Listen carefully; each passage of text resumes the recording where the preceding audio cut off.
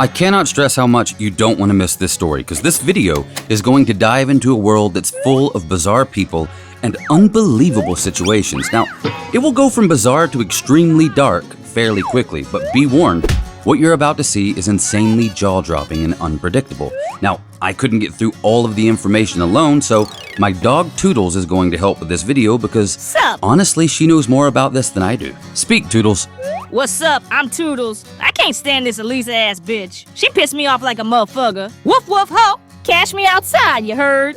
Good girl. Between the two of us, we're gonna show you the shocking, untold truth behind why Elisa Jordana is Siren of The Simps. Oh, hell no. She ain't getting me. I hope you're ready for shit to hit the fan multiple times, but ready or not, Here we go. Dozens of sex crimes that spanned 4 decades. They're probably talking about the fact that I'm a sociopath, a serial killer, kidnapper, and I've never been caught. Elisa, would you welcome Jimmy back? Yeah, I I would. get Jimmy it. back? Yes, I would. You would welcome him back knowing he's raped babies. Hundreds of child sex crimes that span decades. Yes, He led a church youth group himself. I would. Oh boy, I wish I could tell some stories about that family dollar right there. I did a lot of naughty things in this immediate area. Well, Oh yeah, holy mackerel. It's a place where there were a lot of innocent people that I could do my naughty business around and get away with it. he's in What if jail. that was It your doesn't sister's matter. instinct? Oh my god. This is so bad. I look so ugly right now. You know I'm a little famous. Elisa Jordana is a live streamer. She's also the ex of several at one time A and B list celebrities. She can play piano pretty well too, but she sings and writes terrible music that's both cringy and embarrassing. You might remember we talked about Elisa Jordana before on this show, but I haven't seen anyone dive into the woman's rabbit hole as deep as I just did. Absolutely no pun intended. I mean, Elisa was a very good-looking woman before all the, well, everything.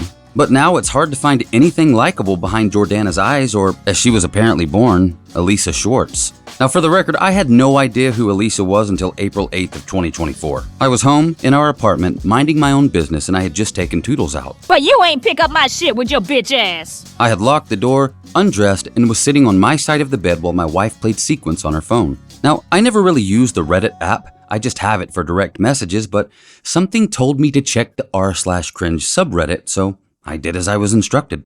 At the top of the page was a post attached to a video. The post was recent, so was the video, which was a clip from a live stream. In the clip, a woman was driving a car and streaming to a small following while screaming and attacking a man alleged by her to be her boyfriend. She was enraged and violent. She claimed through gritted teeth that the man had been cheating on her. Now, to me, in all honesty, the whole thing seemed odd, like maybe even staged or fake. The man wasn't the person I would have paired up with her. I mean, simply put, at first glance, I thought she was a bit out of his league. And as it turned out, she was, but not just on looks. Nevertheless, even the woman's perceived beauty was all a mirage in the end.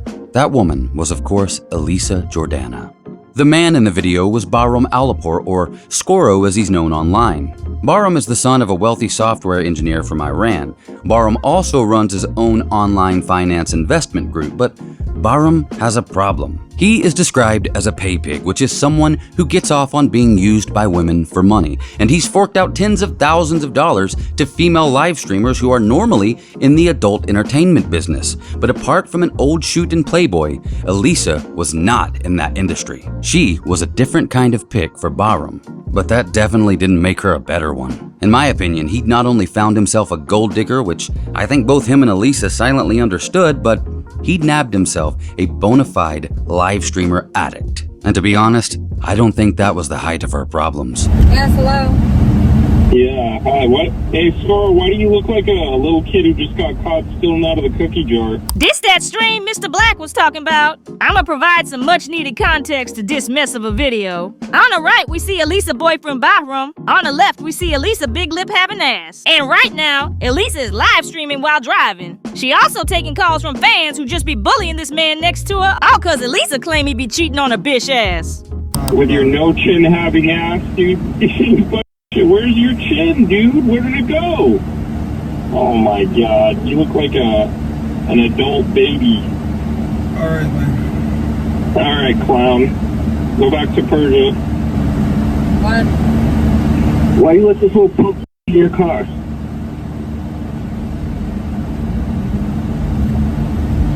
Asia walk? Why you let this little punk bitch in your car?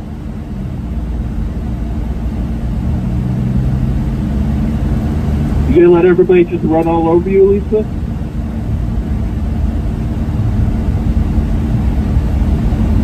You gonna let this fucking take advantage of you, Elisa? Because the cop was watching me, and I couldn't kill him there. So. Well, you let this in your fucking car. I'd fucking slap the shit out of him and kick him out the fucking door. Don't worry, he's gonna get what he deserves. Don't worry. And I posted everything in Discord, so all Squirrel's private conversations throughout the last 6 months are in the permanent friends Discord. So the hold on, Neil. So if you guys were watching my streams and you thought, oh, Discord's stupid, a lot of people say that, right? So all of Squirrel's private information is Sarah's phone number, Sarah's address, her full name, her Venmo account, Sarah on Venmo with her transactions are all James the donated permanent $5. A lot of people Is your Mexican girl hot? Very hot and young and taking money. And I wish I took more money, but I didn't. I'm so dumb. Damn! Elisa be tripping! She just made death threats on this man's life and admitted to doxing his info and his mistress's info in her public Discord server that's open to all ages. Doxing is when you publish private personal information about some fool with the intent to identify them. While there ain't no federal law making this shit criminal, state laws vary. For instance, Elisa be in Florida during the time of the incident, but had she been in California, shit be different. Penal Code section 653.2 makes doxing illegal in California under harassment and cyberbullying laws. Elisa can get her ass down in jail for a year and have to pay $1,000. This bitch dumb as a brick. Hello, IRL customer service. How can I help you? Yeah, where are you taking Millhouse? I'm gonna go kill him at the house. So. Alright, yeah, send him back to LA with his black tooth. No, he's not going back. He's not gonna survive. It's just today. So say your goodbyes. Yeah. Yeah. Alright. Later, loser. I'm gonna kill you. You're gonna be dead in a couple hours. So just look forward to that. No, look forward to that. You know what? MS is too nice for you.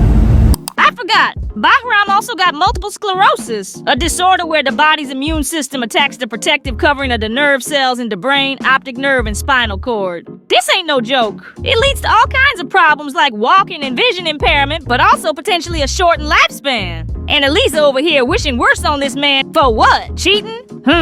Something ain't adding up, you feel me? Anyway, shit finna heat up when Sarah, Bahram's alleged mistress, calls into the stream.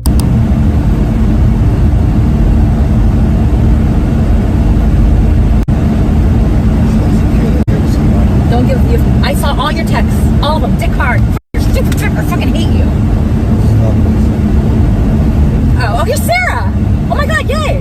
Hello? Hello? Hi. Hi, Sarah. How are you? How are you, Sarah? I got him. Hi. Thanks so much for calling. Can you hear me? Yes, I can hear you great. Thank you so much. Thank you for calling. Face with Tears of Joy donated $5. You're no angel, Elisa. So, what's going on? I'd love to hear from your side what's going on. So what's going on from my side? I have all your nudes. I'm gonna text them to you so you can see what Bahram Alipur is sending of women. You play with nude them pictures, and I'm gonna text you what he texted me as well. So I'm just gonna send you like 6 months of texts of your nudes and different sentences that he. Sarah, I'm sorry about this. Don't talk. Don't talk. Idiot. Yes, Sarah, we're really sorry about this. I'm sending him your way today. So don't worry.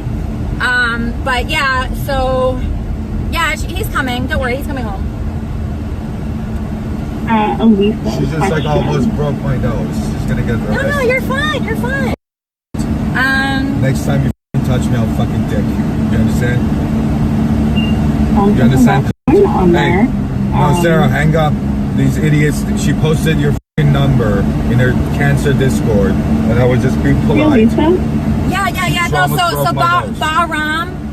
How do you pronounce it? Do you know? I don't know. Shut up, So I'm gonna text you your nudes that he sent me and right. what he wrote about you. He said you're a dumb Mexican that he doesn't even like. Just how he said that I'm a streamer that he doesn't like. So you guys are like, wow, right? Interesting.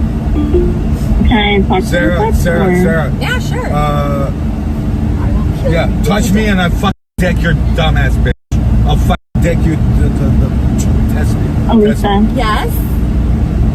As a woman, The dumb cunt, Sarah, the dumb in the middle of the street session. Can you please delete my number from the chat?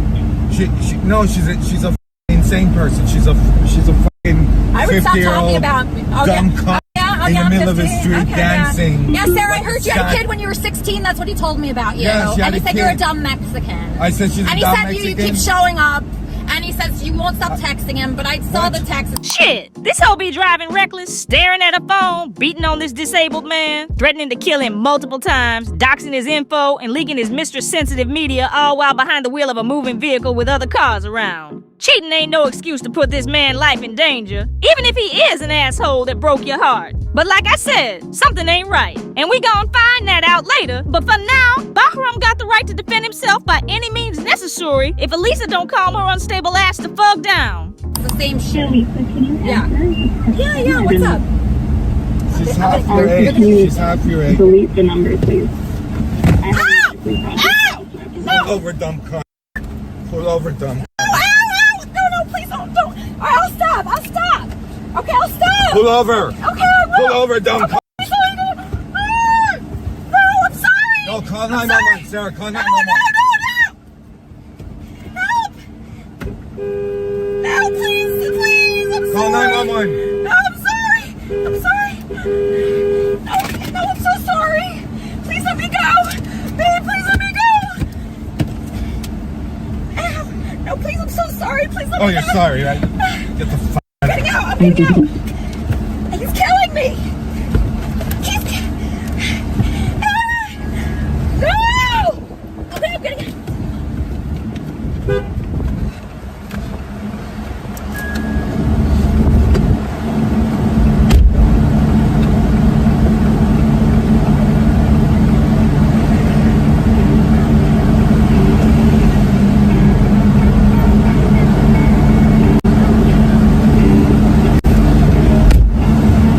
Jordana was arrested shortly after she attacked Bahram. The body cam footage and dash cam footage was pitiful and hilarious. So tell me what happened. So, Just the latest thing that happened. she was receiving calls, and then Who's she? my girlfriend, who's a streamer, she was having a live stream.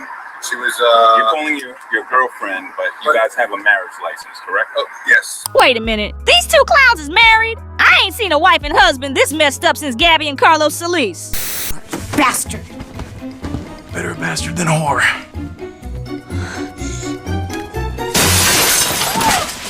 Oh, God. So Elisa Schwartz, my wife, received a call from Sarah, who's a friend of mine in California, and she helps me have multiple sclerosis. She helps me. She buys me like supplements and stuff. After the 5-0 interview Bahram, the cops follow him while he drives Elisa's vehicle to her location. This crazy-ass woman is chilling under a tree in some lawn chairs with some men who can barely put a sentence together. Ain't that a bitch? I was watching this. You were. Out of the front door, I was watching. He pushed her out the road. And the red truck. Are you here to arrest me? We're figuring everything out. Please help me. My parents are gonna hate me. They're not gonna ever talk to me. Guys, if you're gonna sit here, please. Please don't arrest me. Please, I'm begging you. Please, I fucked up. Please, I'll go to an insane asylum. You could just drive me there. Please. Wait, are you? Hello? Oh. Yes, ma'am. What's up? Yeah, I mean, this deputy's been talking to He you. might let you go. I just I know I fucked up. I got so upset, and I would never have done anything. I watched the whole thing. I just really, can you just take me to like a hospital, please? I need help. Please help me. Going to jail is not gonna help. Not only has Elisa just admitted she needs help and that she fucked up, but she afraid her family ain't gonna talk to her after this. Problem is, word on the block says her family already didn't speak to her during this time. Except maybe her dad Carl, who was on her stream at least once. But that was way before Bahram, back when Elisa was with Andy Dick. But we gonna get to that later. I fucked up. Okay, what's going on? We were fighting, and I got like thrown out on the road, but. Okay, can you start from the beginning? What happened? All right, it was a bad day. Okay. Very bad day. You're in therapy. Okay. Like group therapy? No, I have a therapist. Okay, so... And I brought him in Okay. to talk. Okay. And we were in therapy. Okay. And during therapy, I don't know how this happened. I got hold of his phone. Okay. He cheated on me for 2 years. I freaked out. I ran out. Okay. I did not want to even talk to him the rest of the day. I happened to have his stuff in my car. Okay. I should have left it outside. I didn't. Okay. I went to the mall. I did a little live stream. Okay. So stupid. He would admit to cheating on me, even though I had all the evidence. I know. I'm not gonna hate you. I know, but can you just... Anyway, the girl was calling me. Yep. His girlfriend. We're supposed to be married. Okay. Anyway. Are you guys married? We have the license, but something told me not to do it, Okay. so I chickened out. Okay. So you guys were arguing in the car. What happened? I did slap him. Okay. Is that jail time? Well, I'm trying to figure out what's happening because I see you got a mark on your chest here. You got a mark on your forehead. He's strangling me. Can you stick your hands out for me? He's strangling me. Why do you want to see my hand? I'm trying to see if there's any marks on your hands. Oh no. Just, he was like strangling. He was like this. Okay, let me see you. While you were in the car? While you were driving? Or when? Yeah, I was thrown out of the car. Pull your hair back? I was thrown out of the car. You guys started arguing, so how did the physical... Because the girlfriend, so I went like that. So you guys were arguing, then you slapped him? Yeah, bad, and then like what, that. Yeah, and then what happened? And he took... I don't know. So while he was in the passenger seat, he like leaned over and grabbed your neck? He grabbed me, and he's like I thought I was gonna die, honestly. Okay. And then I kicked open the car door and he threw me out of it. And that's when we got all that nice help.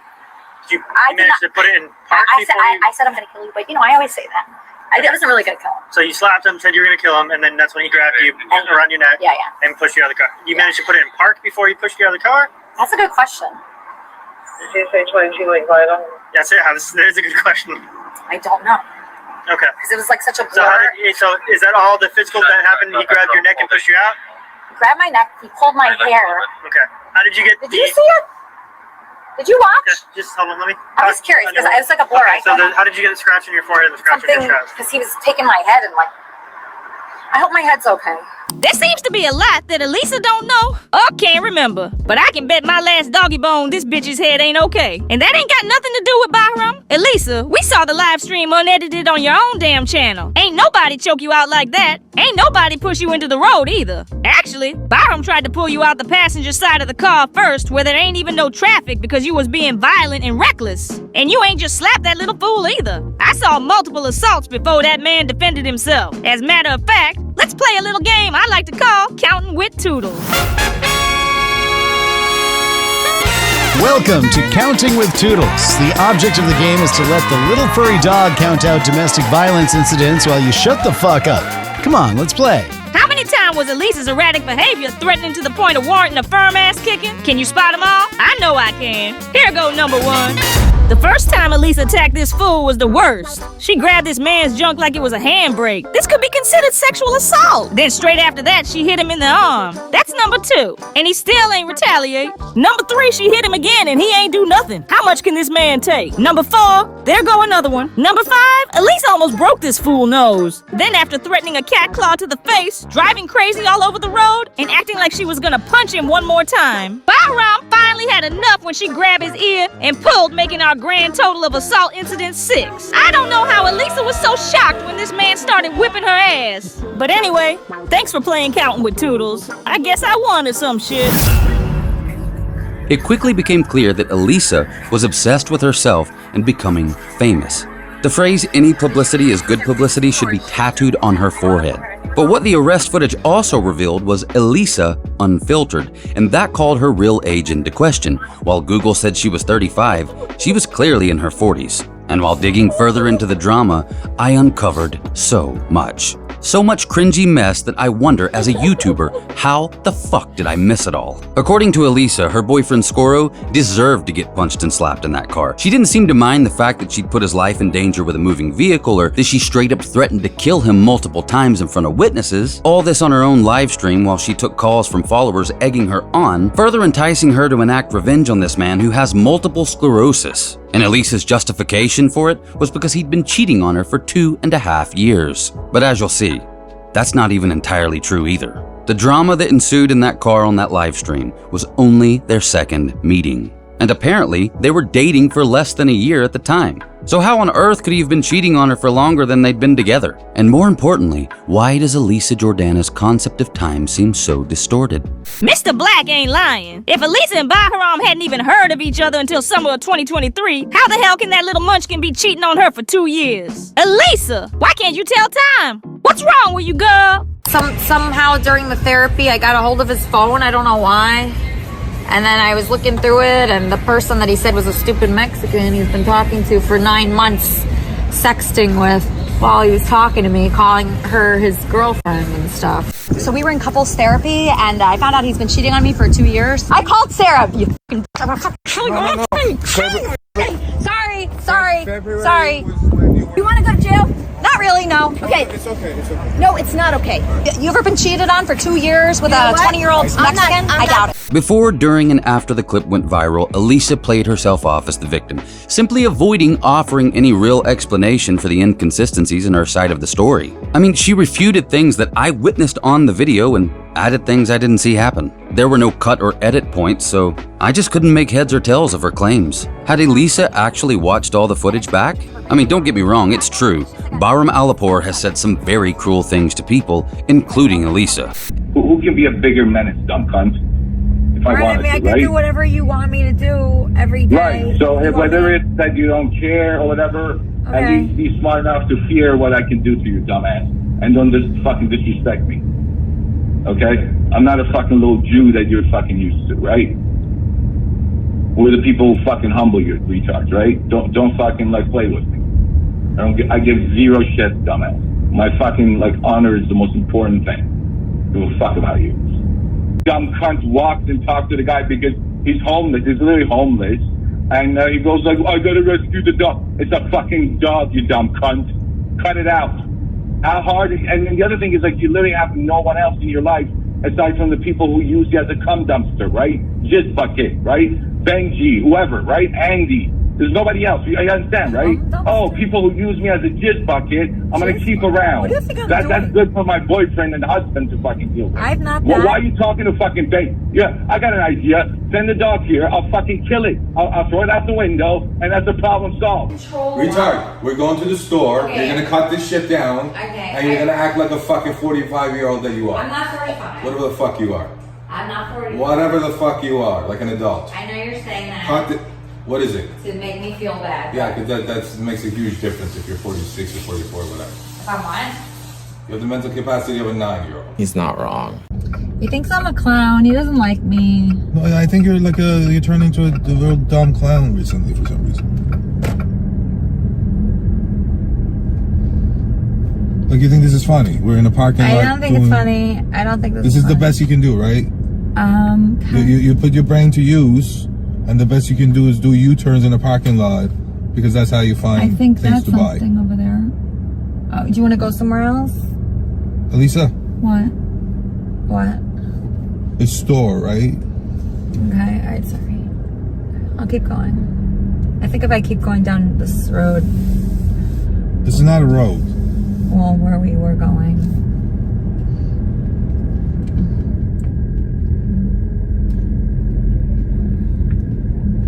It's so much fun hanging out with a retard. I'm not really having fun. Yeah. Bro, why are you so dumb? Okay. Move. Alright, okay, so should we go back to the Yeah. Airbnb? Okay, Yeah. alright, okay, we're gonna go back. Oh, it's rocket science. Okay, alright. I'm telling you, Elisa, like, it's something like you probably should eat more. The vitamin D is you're insanely dumb. It's I actually would like to get some food right I don't. So let's go get it. What the hell, man? Stand up for yourself, Elisa. Women are watching. You're setting a bad example. Don't be so weak. What's weak about this? Just watch till the stream gets better, and then you'll shut the fuck up. I've built I've been involved in 600 startups, man. You people don't know anything. So, I see what they're saying. So who cares what they say? What was the last one? Let's see their exits. She has a point.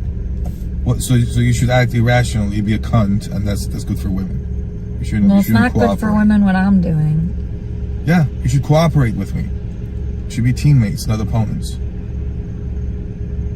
I'm here to add value. You're not letting me. How are you gonna add value? It's what I do. It's what I fucking did before I met you. It's what I do. What did you do? You don't have the list of the 600 startups, do you? I was a part of each of them. You know Robin Hood retard? You want me to start? His words and tone can be extremely harsh when he's not in the mood. I found that out myself the first time I approached him. It didn't go well. But later he reached back out and apologized for his reaction to my contact, and we had a few conversations. I'm not saying the guy's right for talking to people the way he does at times, but I get his frustration with the world. MS is kicking Bahram's ass, like right now, so bad that his teeth can be seen falling out on live streams with Elisa. His life is at risk, and his family's wealth can't fix it. People in positions like that can certainly come across as bitter. Bahram, in my opinion, is that. While verbally abusive, most of it's just bark. The one time I've seen him bite was in the car, defending himself after Elisa attacked him first. I mean, think about it. He didn't hit her in the car. He could have. It would have been self-defense. He never destroyed her property. He returned her phones and her vehicle. It seems he cooperated with law enforcement entirely through the whole ordeal, while Elisa Jordana was nothing but problematic. And remember, her "he cheated on me for 2 years" excuse doesn't work because that's longer than they've been together. By a long shot. Now couple that with doxing Bahram's alleged mistress, and this whole thing is toxic overload. You could call Bahram or Skoro a jerk with grounds to argue, but Elisa straight up attacked him first, and she got locked up for it. Jordana wasn't in jail long though, and after she was released, she waited for her turn in court where she faced assault charges. During that time, she did interviews with pretty much anyone that reached out to her except for me. She never replied to my message, which, fair enough. I'm definitely not in her best narcissistic interest. But she did do a video interview with TMZ where she held up clumps of black hair to the camera and told the world that Bahram Alipur did that to her, but it looked fake as a mannequin smile to me. Skoro defended himself from a dangerous, reckless, and violent Elisa Jordana in that clip.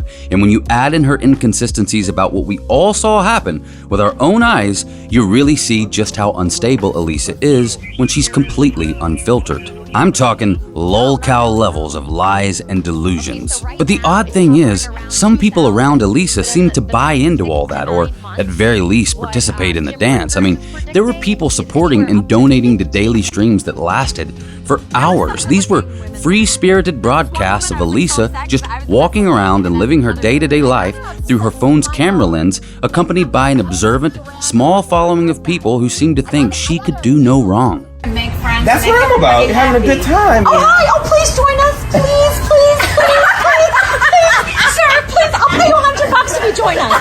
I'll pay you $100. Where'd he go? There was a midget, you guys. Oh, please, I'll give you $100 right now. $100. Do you have Venmo? Venmo? No Venmo? Okay, he said stop filming me. All right, he's getting mad. All right, that was a midget. I had $100 for that guy. That was a real midget. That was a real midget. Fuck, he hates me. He's gonna kill me. The other half of her watch time was taken up by those who silently watch and jest. These are people who would likely ID themselves as followers, not supporters of Elisa Jordana. Now, I never knew content like this was popular. I was like, what am I witnessing? Was all this actually real? It's like something you'd see in Black Mirror. But once I found a video of Elisa Jordana literally French kissing her dog Kermit on stream for extended periods of time, I figured there were more bones hidden in Elisa's closet than in her mouth. And I was right. There were. There's more than just one video. I got enough clips of Elisa dog digging in her mouth to fill up a whole 1970s soul record. As a matter of fact, here it go right now. Kick it, fellas. Elisa's doing wrong again. What the hell is she doing? String queen to get her in. French kisses with the dog named Kermit. She's got a wild spirit. Boyfriend bruised, we saw it live. No remorse, she's got that drive. Yeah, she's wicked through and through. Keep that hoe away from me. We know what she's gonna do. Live stream queen, Elisa's me. A crazy world's on every screen. Run away before you're caught. She'll marry that dog like it or not. Oh my God, girl, that ain't right.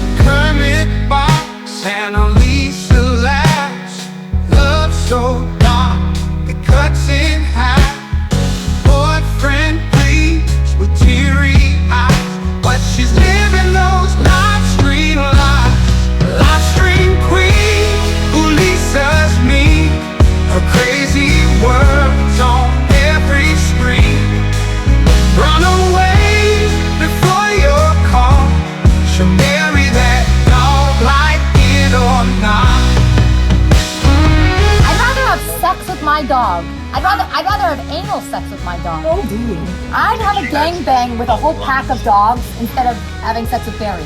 That's not the clip that you want to go viral, babe. I'll have a gangbang with my dog. I would have a gangbang with dogs before having sex with either of those people he mentioned. Hermit box and Elisa. No good? Is that bad?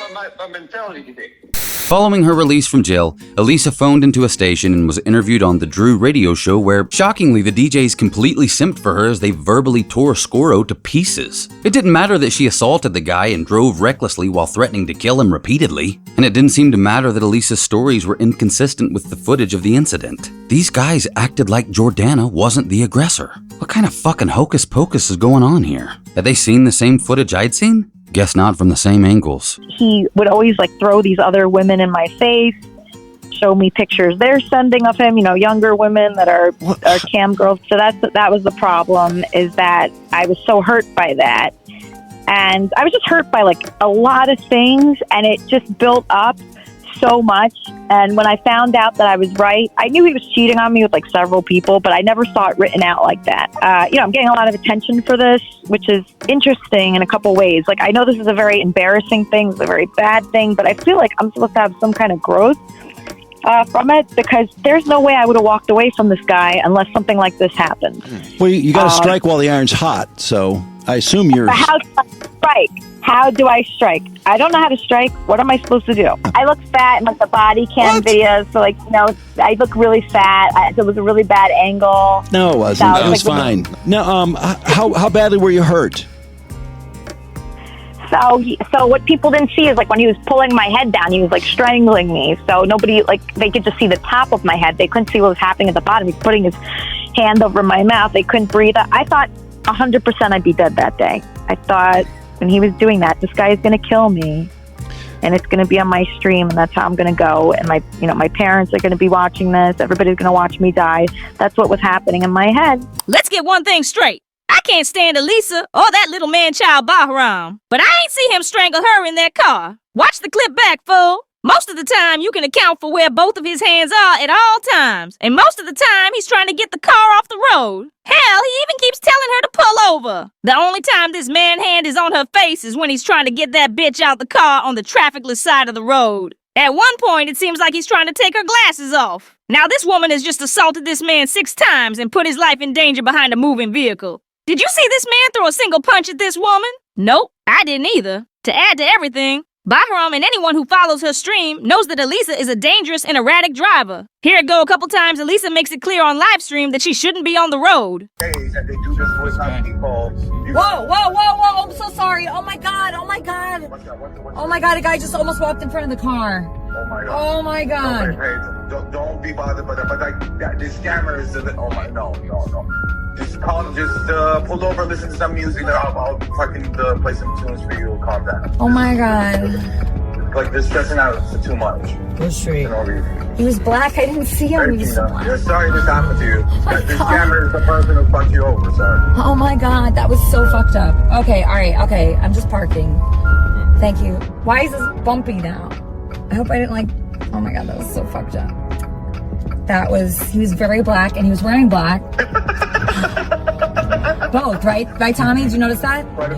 If you're black and you're wearing black and it's at night. But it's not dark out. Isn't it? No, it's pretty dark out. Oh, okay. He walked in front of the car. I was like, I hit him pretty much. I don't Wait. Whoa. Wearing black. Another black guy wearing black. Really smart, riding a bike. Brilliant. Absolutely brilliant. Can you imagine that choice, that outfit choice? While you're riding a bike. Oh my god, what? Okay. Yes, hello? Hey, Elisa. Yes. Oh shit. I rarely have ever compliment anyone on their parking, but I just wanted to give you congratulations. You're a really good parker. Oh my god, I just went through a red light and nobody said anything. But then someone was beeping. That's, it just makes how things happen. Hey, Stephanie. How are you? I'm sorry. I can't. Did you see that? I just went through a red light very slowly. Of course you did. Of course you did. Don't worry. It was a slow. It wasn't like a fast. It's not a big deal. What depends if we kill people? I mean, that was so weird. I saw it was red, and I kept going, and I went slow through it, like you were going through quicksand. What's wrong with you? Because I was just like, I don't know why. It was so surreal. I'll try not to do that again. I could go on all day about Elisa driving crazy. She's always looking at her phone. She's constantly distracted. She never wears a seatbelt and breaks countless laws on the road. This woman is a danger to others when she's driving. Now add in her crazy behavior in the car with Bahram, and you get a clear picture of why that man wanted to get her out from behind the wheel. Elisa is gonna get somebody killed someday. Bark my words. Nobody's happy with me in the world. Nobody's happy with me.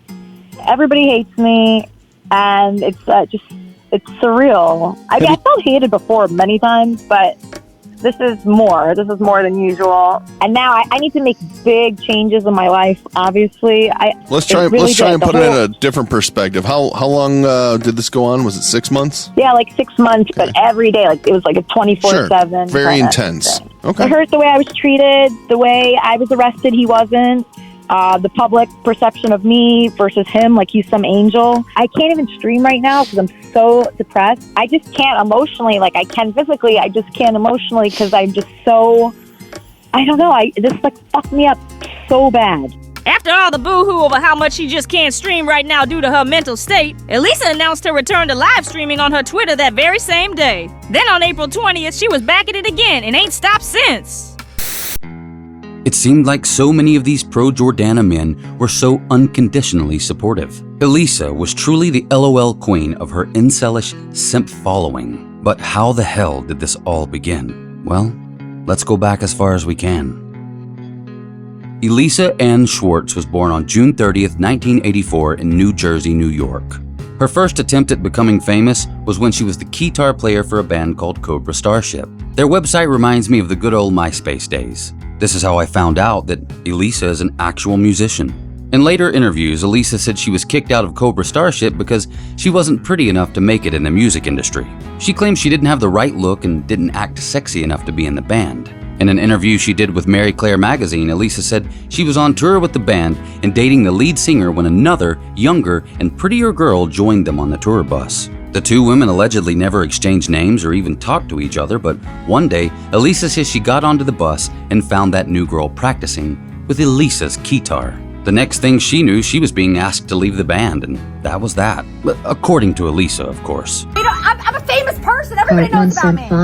Everybody's looking at my car. Why are they? Why is everybody staring at me? Is it because I'm famous or is it because of my bad parking? Okay. It sounds to me like there's some missing details, but hey, what do I know? Well, I'm going to tell you what I think I know. Just not really about the band situation, but trust me, by the end of this video, you probably won't even remember Cobra Starship. What is this word? Next, Elisa tried to make it as a solo artist for a while, and it wasn't pretty.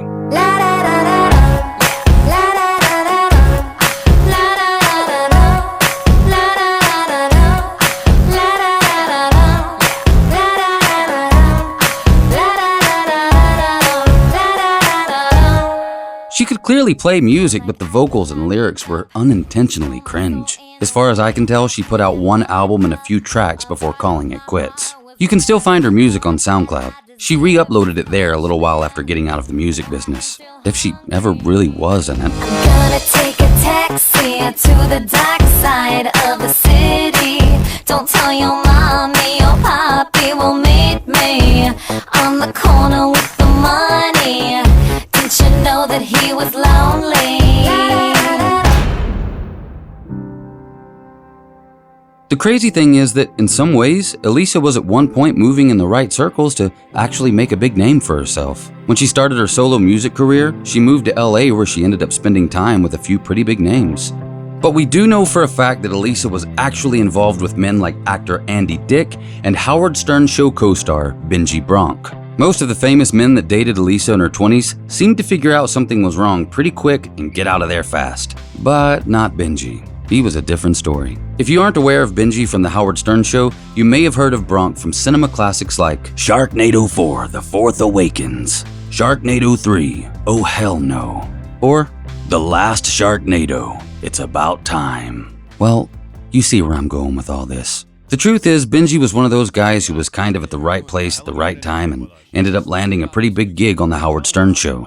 In the year 2000, Stern's show was in a bit of a mess after their lead joke writer, Jackie Martling, kept flip-flopping and threatening to quit. Realizing that they would probably be down a writer pretty soon, the Stern Show brought in Benji Bronk and had him work alongside Jackie as an intern. About a year later, Jackie finally walked, and that made Benji the new main joke writer on the show.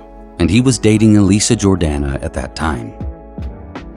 So Elisa Jordana actually did become affiliated with the Howard Stern Show, but she, along with a bunch of media outlets, would have you believe she was a top contributor or writer for the show through her affiliation, but she wasn't. Not even a little bit. Since her arrest went viral, articles popped up all across the internet with headlines like, "Former Howard Stern writer arrested," but that's not the truth. All Elisa seemed to do on the Stern Show was show up every now and then and make Benji the butt of some joke. The whole shtick was that Benji was this older, kind of creepy, greasy-looking guy who was dating a younger, prettier woman like Elisa Jordana who was refusing to sleep with him. Now that might seem odd to you right now, but the topic is going to be a common theme later on. Just know that Elisa's contribution to the Howard Stern Show was minimal. And though he never really talks about it, allegedly, it drives Howard crazy that she and the media keep exaggerating her role on his show. Hi, my name's Elisa Jordana, and I am on the show today playing a few songs. And also, I'm here because I'm a very good friend of Benji. And he brought me here. I don't really know why, but I'm looking forward to talking about our relationship. Now, I've heard through several conversations that this is a very complicated relationship. Well, from your end, it's not so complicated, but as always with Benji, it's very complicated because he really adores you. Yeah, he's an adorable person. I don't think it's actually that complicated. It's just we hang out. We're like best friends. We're like actually boyfriend and girlfriend without the sex. That's the only difference between a boyfriend and girlfriend and us. How long has he known you, Elisa? He met you on J-Date. Right. We spoke on J-Date a few years ago. Right. But I was in LA at the time. You were in a band, right? I was, yes. And the band has gone on to great success. Yes. Are you the Pete Best of that band? What is the name of that band? I am, actually, exactly. Yeah. What is the name of that band? Cobra Starship. Cobra Starship. They've had a couple of hits on like Sirius Hits 1 and all that kind of thing. All the big radio stations. What is their hit? What happened? A few. They've had a lot of hits. The Snakes on a Plane. That was when I was in the band. Right. And then they had Good Girls Gone Bad. And now they have, I don't even know the name of the new song, but it's actually a bigger hit than the other ones. Right. Yeah. So unfortunately, she was in the band and then they broke big. Yeah. But they kicked you out of the band because you used to bring people on the tour bus all the time and they were weirdos and they were stealing things and they blamed you? Well, like when I was on tour for a long time, I was very bored. You know, I wanted to meet new people, and all these fans, they would like hang out outside the bus, and you know, they'd want to hang out with me, and I was very flattered by that. Sure. And you know, it was my first band, and it was just very fun. So I invited like all these kids that were like 15, 16 on the bus, and I was having so much fun with them. We'd have dance parties, and we'd be dancing to my music. That's very flattering, you know. Right. And so you know, they'd come on the bus, and then one time they stole like all the band's iPods. Ooh. And then kids. you know, everybody was very upset with me after that. So Right. So they fired you. yeah, I mean that was not the only reason, but that was basically. So anyway, you got to hear this because I became fascinated with this story. So Benji says to me, "Oh my God, I'm in love with this Elisa." Now the love goes like he's totally taken with you. What did Benji describe in your words? What it is about Elisa that? And maybe it's embarrassing to do in front of her. But you're totally taken with her. I don't think she's a perfect person, but to me, you don't like that? I mean, that's what you had to say first. I mean, right. And this is what else I don't like now. She's when I'm around her, I'm just so happy and I have so much fun. And this is someone I've always said, like, I can't get married and be monogamous. Right. And this is someone, and it might not end up being with her, but it's like, wow, this is gives someone. you hope that this is someone I could spend my whole life with and every day be happy and look forward to being with her. Like you're in love. You're in love with her. I'm not in love in a commitment kind of way because we haven't dated. But poor Elisa's saying to herself, why can't this guy just be a little hotter? Or Tommy Mottola. She does.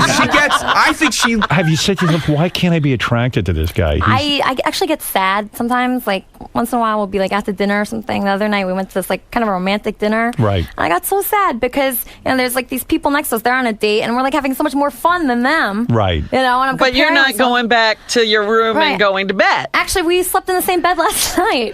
I mean, I like being around Benji. I really do. Let's put it this Okay. way: is there any chance he could ever that you could imagine a scenario where you fuck him? It's like hard to say, it really is because It could happen. You never know. I was friends with a guy for 3 years. We didn't do anything, and then at the end of the 3 years, then we hooked up. So you just never know. He's been growing on me. I mean, He has like a fun guy. maybe not like a sexual way, but like in a friend. I just be getting fatter. Right. No, he's been going to the gym, and he actually grew his beard and his mustache. He's doing whatever he can to be attractive to you. Yeah, he Do you got like this a new guy with a little facial hair? I love it. You love it. I love it. You say. So he's growing facial Oh, hair. he is. Oh, there it is. He's beautiful Okay. right now. He has this new outfit. He looks. Well, you're a very good-looking woman. I can see why Thanks, Benji's attracted to you. But I it's mean, not just looks. She's so, I don't know. What is it? She just has such a happy. Well, she's not super happy. She's actually she has a lot of. She's she dark. gets worried, huh? Is she dark? No, she's not dark. She's not. She's like a real caring, sweet person. But it's so fun to be around her. She's so alive. Here's what Benji said. One of the most amazing, beautiful spirits I have met in my life. Spirit. Whenever I'm around her, I'm so happy. Except when I get really sad that she's not into me. That's like the kind of thing that makes me real sad. I kind of love everything about her. I even really like her mom. I've talked to her mom on the phone. Wow, he's even getting into the family. She's exactly the woman I've always dreamed of, except that she's not into me.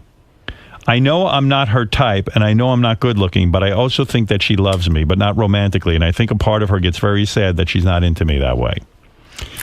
Whenever we are both home, we are almost always on Skype. She gets upset when I want to hang up and tells me to just leave it on while I sleep. But I love being connected to her that way, too. So you keep your computer on with Benji? I do. So what the fuck? I mean, maybe you're into him. What's going on? Can you be honest. into a person, just like mentally and emotionally and not physically? I feel like that's what's going on. Right. I mean, he's gross. It's like he's a girlfriend. I look at him and I try to imagine him fucking. I do. I try to because he tells me stories of that he's good at certain things. Eating out women. I've seen him do it. He said he's very good. You seen him do it? I've seen him do it. Well, we've seen him demonstrate. Yeah, okay. I have this cookie wrapper. Yeah. I've seen him go to town on a woman. Yeah, a long time ago. Oh, I forgot about that. Oh yeah. He's real good on going. So he keeps describing that he could please you in ways you've never been pleased before. Right, but every guy says that. That's the thing. Of course, They and all say also the same thing. the guy. You have to be attracted to the guy to get off. I know. Well, that's what Hello. I'm telling her. A girl, that's not important for her. A girl to be attracted to the guy. Sure, it is. It doesn't matter in the Something long run. about a guy has to turn a woman on in order for her to orgasm. Well, I'm trying to convince her it doesn't. Well, yeah, this is a new theory Benji's trying to promote. Now, you did something I think was sort of nice. You tried to say to Benji that you're asexual, that you don't have sex with people, but that's not the case, is it at all? Let's be honest. I mean, I don't have sex for sport. I don't go out to a club and be like, oh, I really want to get some tonight. Let me see how I can make that happen. Right. I have to love the person and want a relationship with them. Right. And Benji, as soon as we start talking, he talks about sex right away. And he's like, do you masturbate? It's that's not. I don't want to talk about that. Well, because I'd rather be asexual than talk about. No. The reason Excuse me. Do you masturbate? So in other words, he's creepy. How big are your dildos? The reason because she did bring up early on, well, I'm not even into, that kind of being physical, and I found that fascinating. Right. And listen to me. If she was into a guy, if Bradley Cooper walked in, she'd be so sexual right now. It wouldn't even be funny. Aw. And meanwhile, Doug said when he walked into the green room to see Benji with Elisa, Elisa. He said it's so uncomfortable. Benji gazes at her like you feel like he's raping her with his eyes. It's uncomfortable in front of all you guys and stuff, but He said that you go No, into they're a trance. looking at you. Right. I know. I am nervous today because I know I want her to do so well, and I want her to have a fun time, and I want you guys to see. I know it's there, and I want the world to see that. Have you kissed her? No. Are you ever going to kiss him even? Or would you throw up in his mouth? Or in your own mouth? It's really hard to tell right now. There's no way you'd want to kiss him. I don't blame you. I mean, I think Benji's a great guy. You do? But yeah, but So I mean, is Benji just someone who's taking up the space until you find someone you really want to be with? yes. Like, you're going to drop him like a hot potato if you find a guy you really like you're into.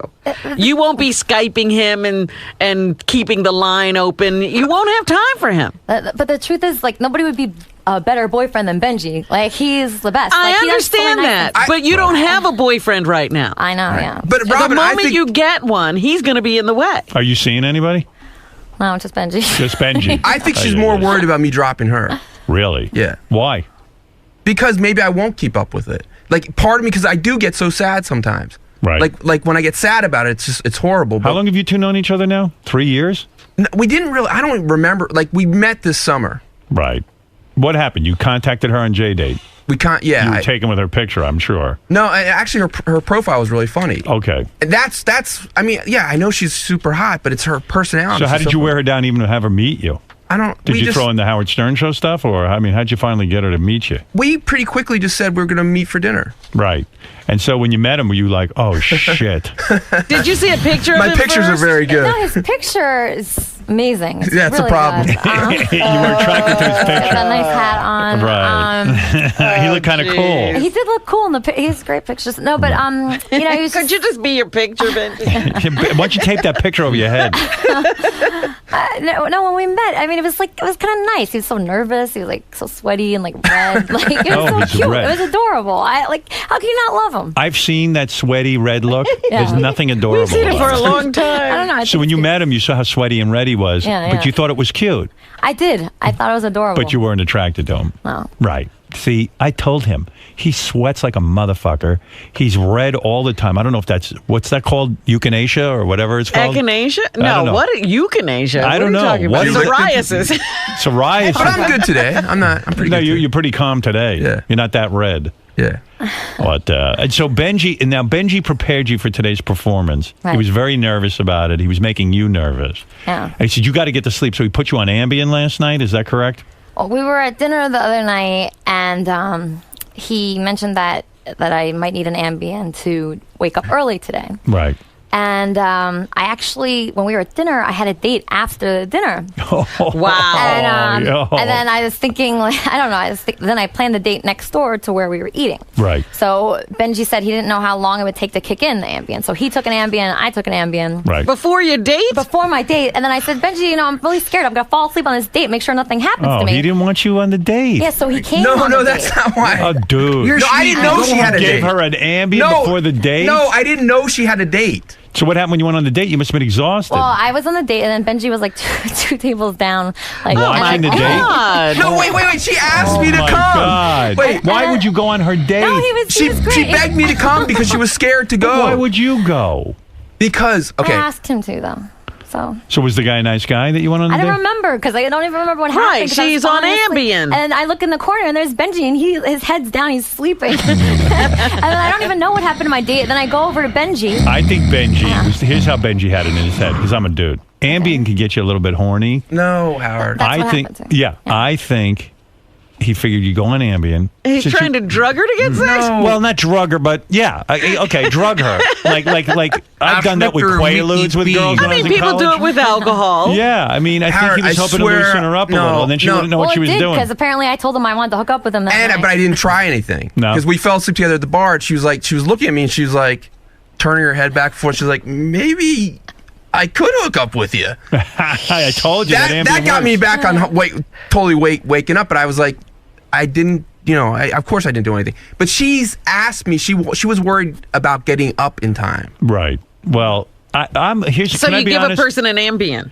Well, I told her not to take it. I said for me it might take like 2 hours for effect. For her it might take like 15 minutes. I said to wait till you get home. So you took the Ambien. You fell asleep during your date. All right. And that's it. All right. So Benji has instructed you. You're ready to perform now? Yeah, Right. He's almost like your manager over there. he really is.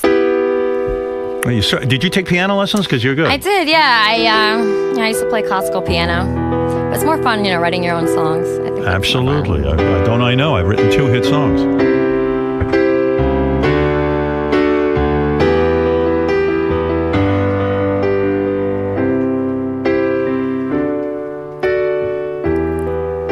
I can't even look at you now. You're wasting all of my time. You're wasting all of my time. I can't even think of you now. I want you out of my sight. I want you out of my sight. But I'm fine. Fuck you, I'm fine. And I'm not even sure I'm designed to share this kind of love with you, right? And I'm fine. Fuck you, I'm fine. And I'm not even sure that I like sleeping next to you all the time. 'Cause you're not even the type that I like.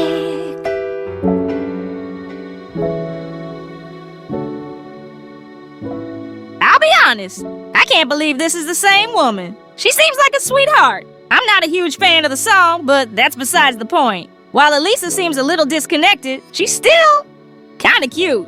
What the hell happened to this woman? Mentally and physically, she seems different. Was she corrupted by these Quaalude using, Ambien giving people she was hanging around? Or has she just gotten tired of keeping her mask up in public? You know, it's easy to be fake and polite for an hour or two in company. But when you live stream for hours a day, every day, people start to see the real you. And you may not even know your real face is on display. This is why so many people start to hate the ones they admire when they follow them too closely. Being too connected exposes the disconnect. Regardless, the world was likely better not knowing the real Elisa Jordana. She don't look like the real one anymore anyway. But shit about to get darker. Peace out, you punk bitches. Hi, I'm Elisa Jordana, Miss Howard TV for May 2012, and I'm going to tell you a little bit about me. I'm 27 years old and originally from New Jersey. You might remember me from being on The Stern Show a couple months back, where I performed some of my songs, I discussed my musical career, and talked about my friendship with the beautiful and amazing Benji Brock. At the time, Benji and I were just friends, and to everyone's disappointment, he won me over and we've fallen in love. We are so happy. So now I'm living with Benji and things couldn't be going better. We love to goof around, we create music, and we're big animal lovers. So much that we're even thinking of opening up a hotel for dogs. Currently, Benji and I are working on an album and hope to have it out pretty soon. The Howard TV cameras actually came with us to the studio the other day and they filmed us recording. Here's some video of us recording our debut album. Hey, Elisa and Benji here. We just arrived at Massive Music in New York City and we're ready to record our new single. And we want you guys to come watch us record our song. It's called Haters. I think you're gonna like it. I hope you like it. Come watch us.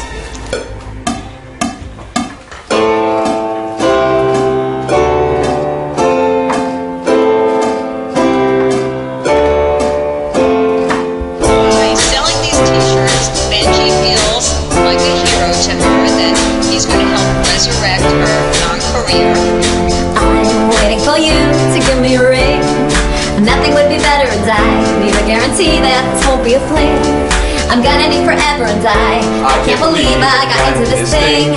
I wasn't even looking for love. I wanted to date you casually. You say you know what love is. You say you wanna be famous. You said you had a song for me to sing. You know I'm gonna sing it. Don't have the haters. They're the ones that are gonna make us. So let's have a celebration. 'Cause we know what love is. We know what love is. We know what love is. We know what love is. Haters gonna be the ones to make us. I think that was pretty good. I don't know. What do you think? Cool. We're done. I think we're done. Are you We're happy? done? Yeah, I'm happy. That's a wrap. What am I supposed to say? That's a wrap? That's a wrap. Around this time, Elisa was running a podcast of her own that was named after her dog. It was called Kermit and Friends. We'll call it K&F for now, but Kermit also happens to be the dog Elisa once made out with on a live stream. Well, I am an admirer of Elisa's. Elisa has even worked for me, and the fact is that she is talented. What's it called? Carmen and Friends? Kermit and Friends. Kermit. But Oh. if Kermit, you're saying Like not the to frog? do, Yeah, wait. I actually have watched a few hours of Kermit and Friends. How many hours have you watched, Natalie? Oh, no. Probably indulged in 8 hours. Holy. My wife and I watched Benji's ex-girlfriends or whatever's going on. We watch this crazy podcast, and I have to say, this is one of the, probably in the top 5 things I think about right now. She has a podcast, but she gets to come on the radio. It is craziness upon craziness. On KNF, Elisa covered typical podcast-type stuff like traveling and food. She also brought people on to do interviews, and I think that's what put the idea in Elisa's head that would totally reshape the way she lived and made content. You see, I think she realized that people equal content, and content equals money coupled with attention. And to be fair, for the most part, KNF was a pretty chill podcast and seemed to be well-intended, but that doesn't mean it wasn't without drama. You could be forgiven for seeing what happened with actor Andy Dick as an isolated event in Elisa's story, especially without context. But through hindsight, it leaves a hint of the chaos to come in Jordana's bizarre life. You never had any kids, huh?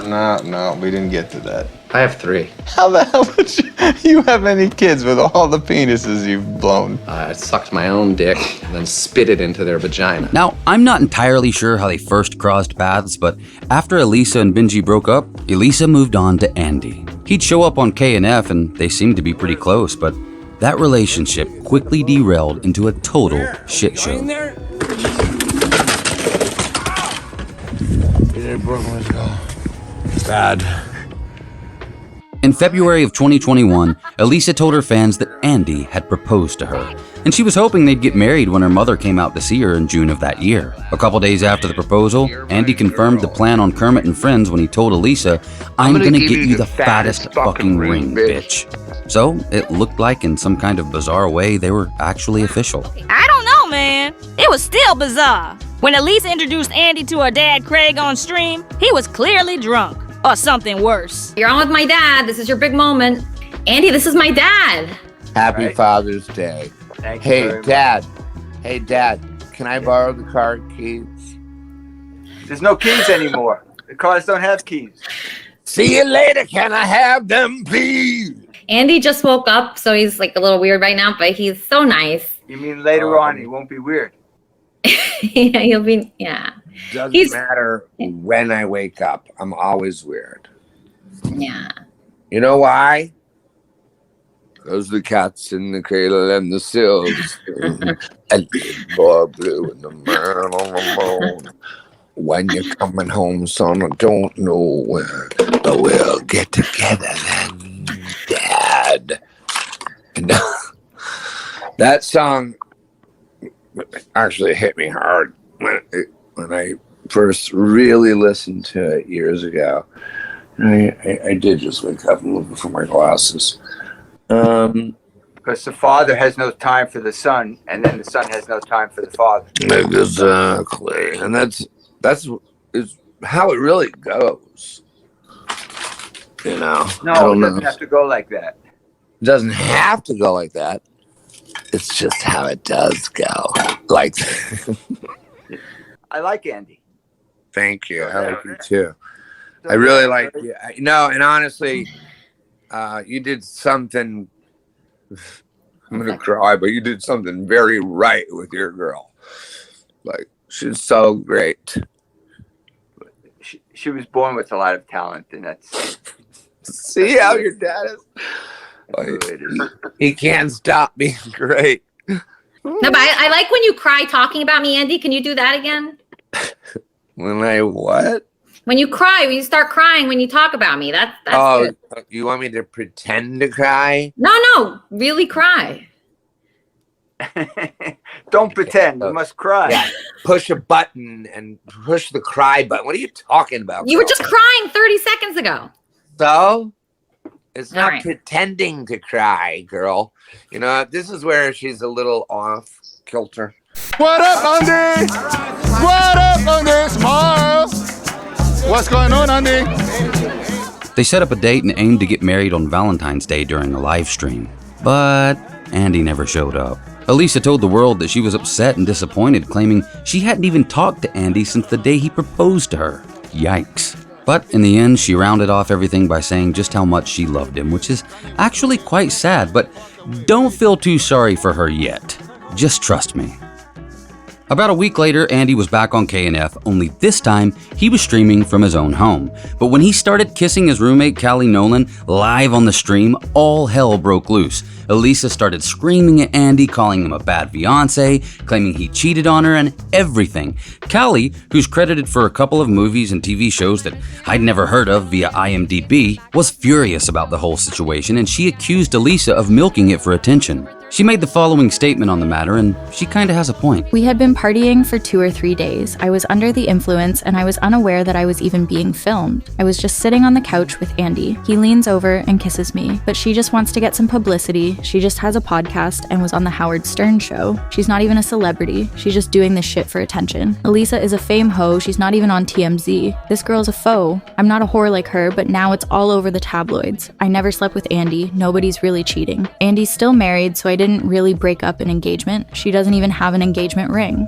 It seems Callie Nolan was right. Andy Dick was actually still married to Lena Svid at the time of the proposal. They were not only married, but they have 3 kids together. The tabloids just ate this information up, and while the fact that Elisa's supposed fiancé was already married wasn't exactly her fault, there's plenty of blame in this story that Elisa is responsible for, in my opinion, and that goes well beyond Andy Dick. Eventually, Elisa Jordana met another streamer by the name of Ice Poseidon. Ice Poseidon is the guy who got swatted off a plane in Phoenix. He also allegedly defrauded investors and stole $500,000 via a cryptocurrency scheme. And he was apparently arrested just last year in Thailand for breaking their anti-pornography laws after filming himself giving his girlfriend a lap dance. You cannot do this in Thailand. Okay. This is very serious, and my manager is woman also. I'm in a meeting with a customer at the rooftop, and what are you doing? Can you put it down now?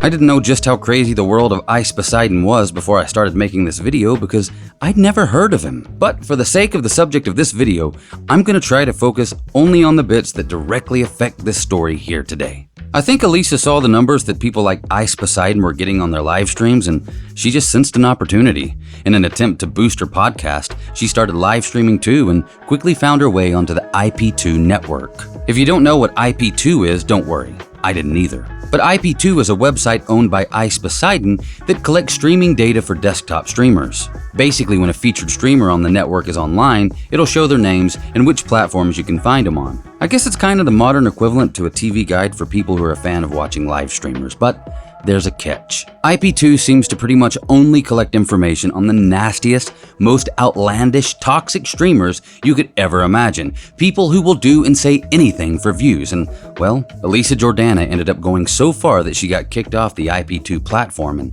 that's saying a lot. What are you gonna do? What are you gonna do?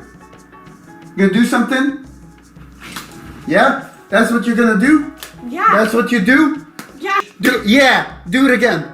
Do it again. Okay. Do it again. Let me turn off the lights. Marriage annulled. Marriage is over with. Don't hit me! You need to stop it! How many times have you hit me? How many times have you hit me? You did it! I hit you at all! You would still be doing this. Allahu Akbar. Allahu Akbar. Bomb detonation in two minutes. I take you with me and I kill all of you. I kill all of you right now. I'll support you back to Spain. Go, move, keep moving. This is federal shit. Come on, let's go. Go back to your parents and explain to them that I'm a good guy. If you stay off of my stream. Oh, come in here. What's up? What's up, cuz? What's up? What's up, cuz? What's up, cuz? Huh? What's up? Yo, chill, bro. What y'all talking about my family for? Yo, ski mask, chill out, bro. Ridiculous. Okay, brother. I care. I can't even get I want to sit up. Yeah, sit up. Do some sit-ups. Let's go. Babe, come on. Oh my god, this guy, or no, it's not this guy. Someone was in like a bed sheet and I thought they were a dead body. You're not a dead body, are you? It's definitely a live body. Hello? That's definitely a live one. Are you sure? Yeah. Are you a dead body or not? Definitely a live one. Can you just like respond to me so I know you're not dead? Hello? Can you help us? Can you just... That's a dead body, dude. I swear to God, that's a dead body. He's breathing. No, he's not. That's a dead body. Check the leg holes. It's a dead body. I swear to God, it's a dead body. Check the leg holes. No. He's alive. Dude. He's actually dead, dude. Are you dead too? Hello? Are you dead? Oh my God. I'm just like wondering, what the is everyone dead around here? People who knew Elisa from her podcast and have followed her for years say she changed when she started getting featured on IP2. Gone were the quirky but sweet interviews, and in was the new, cold, Cruella de Vil-like Elisa Jordana, who was only interested in getting more views. People equal content, and she was indifferent about exploiting them. Around the time Elisa and Andy's engagement hit the fan, Andy Dick got booted out of his house in LA. According to some sources, Andy and Elisa weren't really talking at this point in time, but they were about to start up communication again, and boy did it get real ugly real fast. Around April of 2022, Andy and some friends decided to visit Las Vegas to blow off some steam. Andy ended up getting separated, or possibly even dumped by his friends who had driven him down there, before finding himself in big trouble. Allegedly, while walking the strip, Andy is jumped and beaten up pretty badly. Then for some reason, he calls Elisa, who blasts the whole interaction between them on stream, calling the episode, "Andy Dick Beaten to a Bloody Pulp in Las Vegas." Andy, show everybody your face, sweetheart.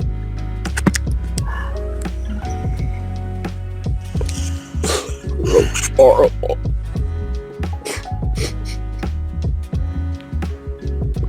Hurts. It hurts really bad. Andy, who did this to you? Stranger. Literal stranger.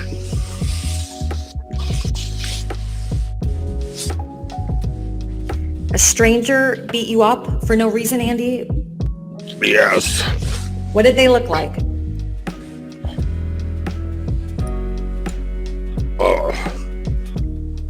Gangster. Oh my God, that really hurts. I can't even talk. Look at me.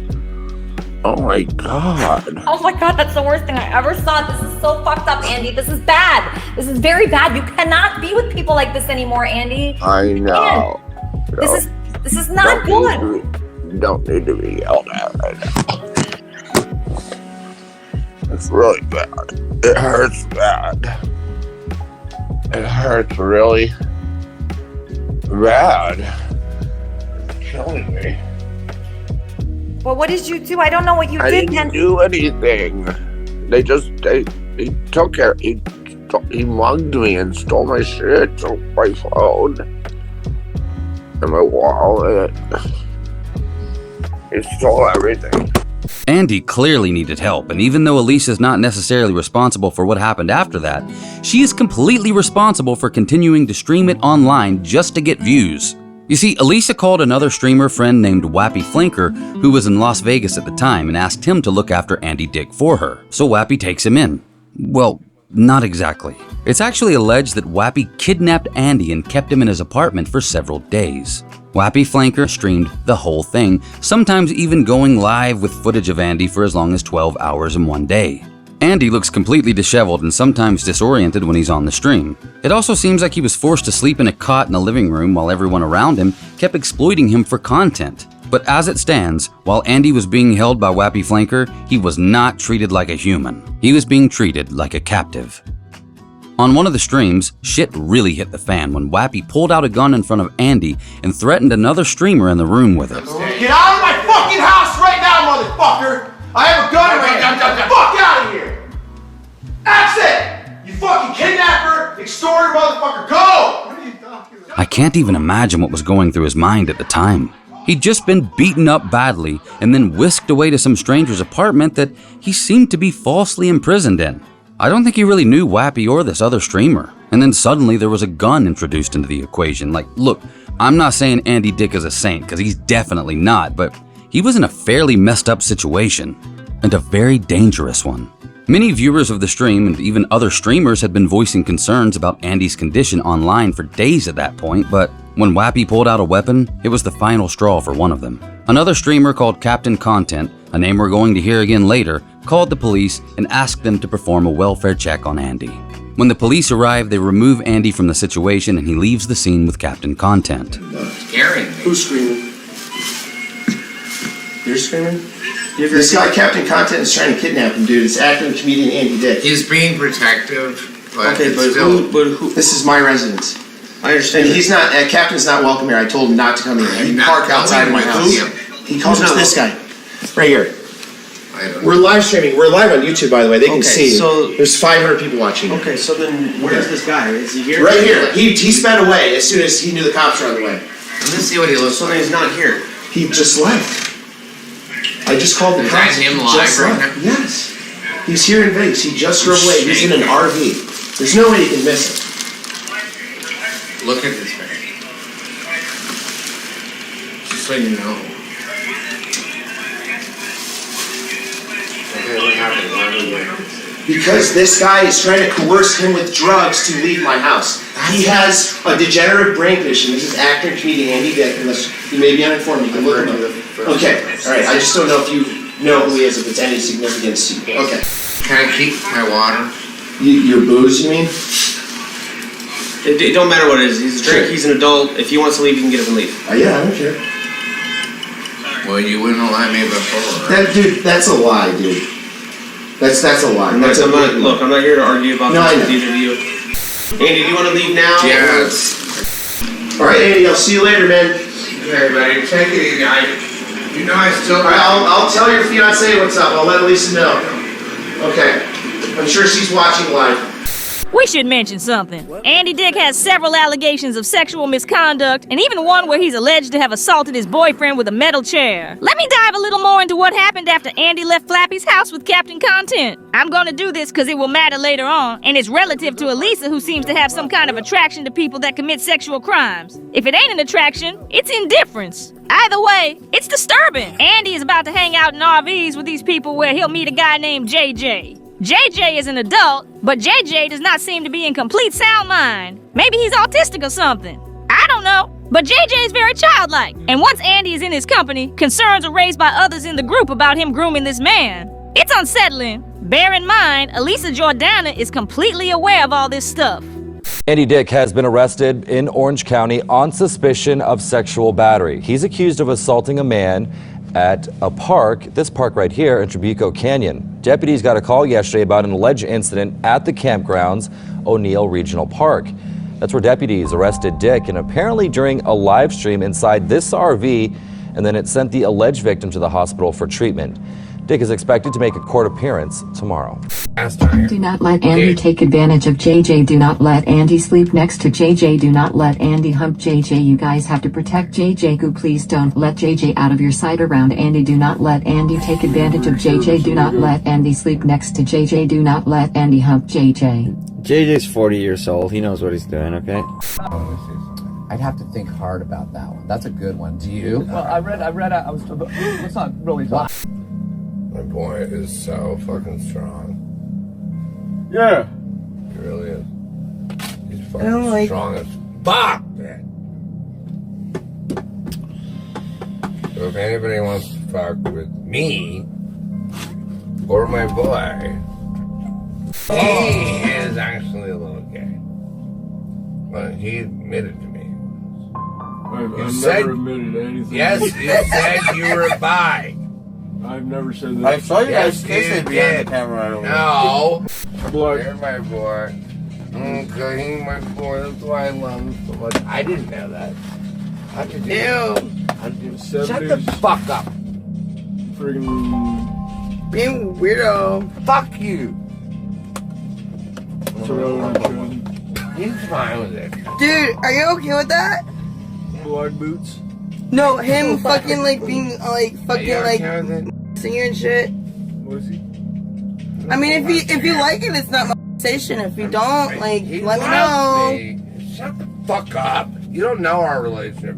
I fucking know, fucking am, dude. I never touched his dick or anything like that. Yeah, well, don't. Unless he says it's okay. Fuck you, I won't. Good! I think I got roofied in my rape or something. But I don't know. What do you mean you don't know?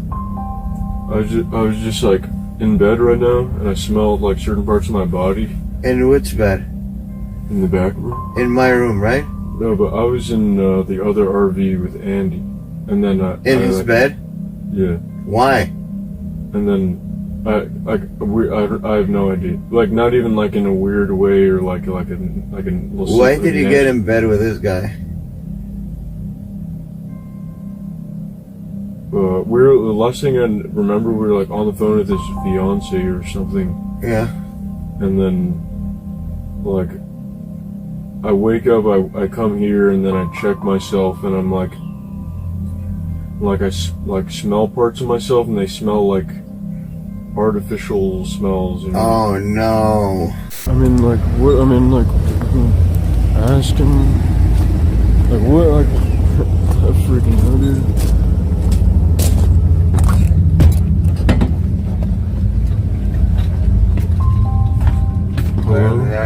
They're not being real with me. Did you take my blow? No. Did you? Well, excuse me. I'm on the phone. Can you like not film me? Yeah, I suppose I can respect that. Thanks. Did you take my cocaine? No. I didn't even take it real? whenever it was offered. I didn't even take it whenever it was offered. You asked me for it, and then No, I didn't. Yes, you did.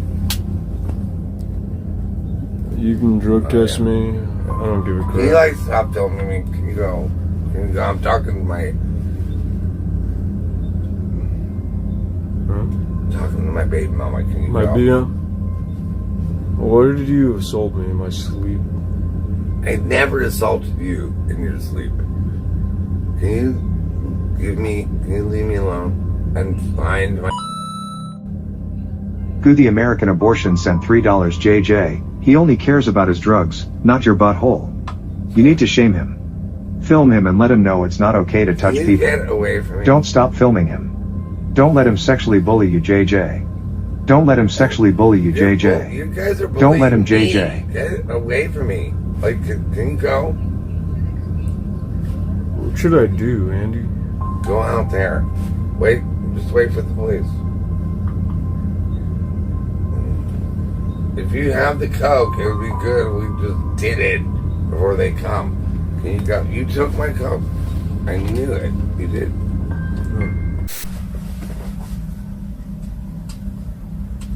Smells like lotion. The pants? Yeah.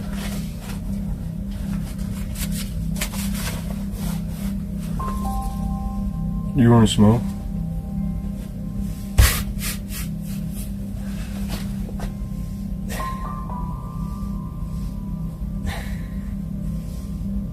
It does, I guess. My sense of smell is not great, but it doesn't smell like ass. I'll tell you that much. There's like a nice smell. And there's a skid mark right here too. But it doesn't smell bad, I would say. I don't know.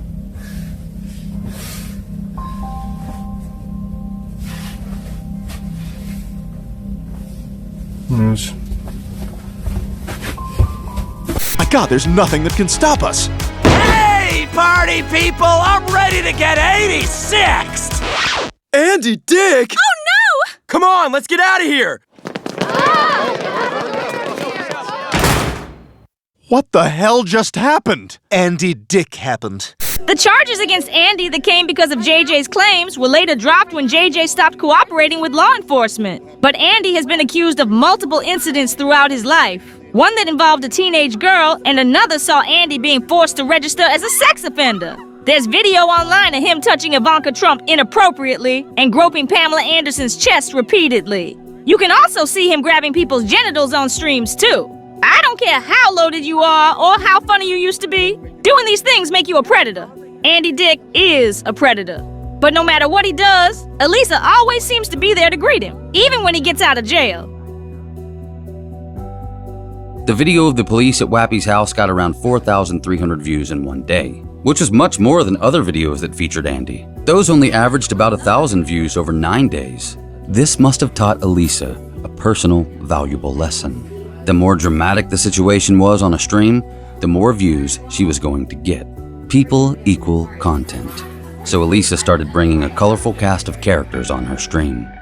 When Kay Jobs began watching, donating, and chatting with Elisa through her streams, Elisa must have sensed that she had found someone who was ripe for the picking. Kay Jobs is a war veteran who sustained a brain injury while on duty. She struggles with big mental health issues and other conditions, so much so that she doesn't always have a place to live. Elisa hired Kay to be her special assistant, which might lead one to believe she was doing a good thing, but she wasn't. She was exploiting Kay for content. Elisa flew Kay out from New York to LA and live streamed with her. I think Elisa liked seeing Kay go off on her conspiracy theory rants about what she believed was happening around her. Now, remember, this woman sustained a brain injury while serving her country. She also thinks she's other people, one of those people being Albert Einstein. So Elisa basically brought a mentally ill war veteran onto her show so she and her community of watchers could make fun of her, and that's exactly what happened. Things sort of hit their peak when Kay had what I'm guessing was some sort of mental breakdown and tried to leave. Kay was about to attend a protest for Trump's indictment, but changed her mind and said she wanted to go home instead. So Elisa dropped her off at the airport. Kay called Elisa later to say she'd changed her mind and was actually at the protest already. Kay sounded terrified on the phone as she told Elisa that the police were about to take her away. She believed she was going to be tortured and raped. And to no one's surprise, Elisa rushed over to the protest. Oh my God. Hello? You need to come down to the pork and beans section, like I said. Hello? They're about to put me on an ambulance. You need to get a hold of your friend Donald and tell him what is about to happen to his girlfriend. Who's his girlfriend? Like, I am his girlfriend right now, is all I'm going to say. Okay, we're here. We're at Mar-a-Lago now. What do you want me to do? You need to tell him that a girl named Kay Suarez is in danger by his police. Okay. I'm in danger. I'm about to be shipped off on the ambulance, and they're about to torture me and send me to white wall torture. And they're going to two-finger rape me for about 3 hours. You need to get on the phone with Donald and get him down here immediately. Immediately. Get on the phone with your phone, Donald, and get him. Where are you? What's the address? I'm on the bridge, and I'm surrounded by police officers, and they are monsters. They are dangerous. They are dangerous machines. Get on the phone. Get on the phone with your friend Donald. No please. way. Donald, Drop me off with her. Tell me a girl named Kay Suarez needs help immediately, because I'm about to be shipped off to a fucking horrific, disgusting place, and I'm about to be tortured and raped. I don't see her. That's because police officers. There she is on the phone, right there. Where? That's her. Oh my God! Pull over. Okay, I found her. No, wait, drop me off, quick. I am. I'm going to drop you off. You want to get dropped off here? Yes. You coming? I can't. Can you turn around? Make a U-turn. Was that her? This is her. That was her? That was her. Okay, hold on. That's definitely her? Yes. That's 100% her. Oh my God, that's her. Hurry up, she's going to be taken away. Elise, would you please just let me drive? All right, sorry, I'm getting really nervous. Let me drive. I'm getting really nervous. Okay. I don't want to. You're driving the wrong way. Turn around. I am turning around. I don't want to get arrested here. Is that her? Is that definitely her? That's her, yeah. Okay, are you coming? Can you come? No. You can't come? I can't park the car. I love you. I think my friend's in trouble. Me? I'm just looking for my friend Kay Jobs. Kay Jobs! Hey, my friend Kay is here. I love you. Are you okay? Hey, this is my friend Kay Jobs. She works with me. Are you okay? You okay, my friend? Oh my God. Are you okay? Are you okay? What's happening? What, are they taking you away? Can I come with her? No, I can't? She's crazy. Where are you taking her? Where are you taking her? She's going to the hospital. Hospital? Yeah. Can I go? No, you cannot. I can't go to the hospital? Crazier than me. No, I'm not. Wait. You are? Yes, she is. Are you okay? You're allowed to go to the hospital. Miss, You're not do you going. want to go to the hospital? Me? No, I do not. I do not need She to go wants to to come with me. I'm her friend. Okay. She's not involved in it. She's just I'm not involved. So let's get you in the back of the rescue. You have your friend's number, right? You can text her. I'm here, Kay. I love you. Are you staying in town? You're not wearing lipstick, thank God. Yeah, I'm not wearing any lipstick. Okay, I don't know if you realize you're kind of complicating things right now. I'll step away. I just want. We'll do that. I'll explain to you what's going on. Okay. Just call me if you need me. I'm here. I'm not going to be able to call you. Sure you will.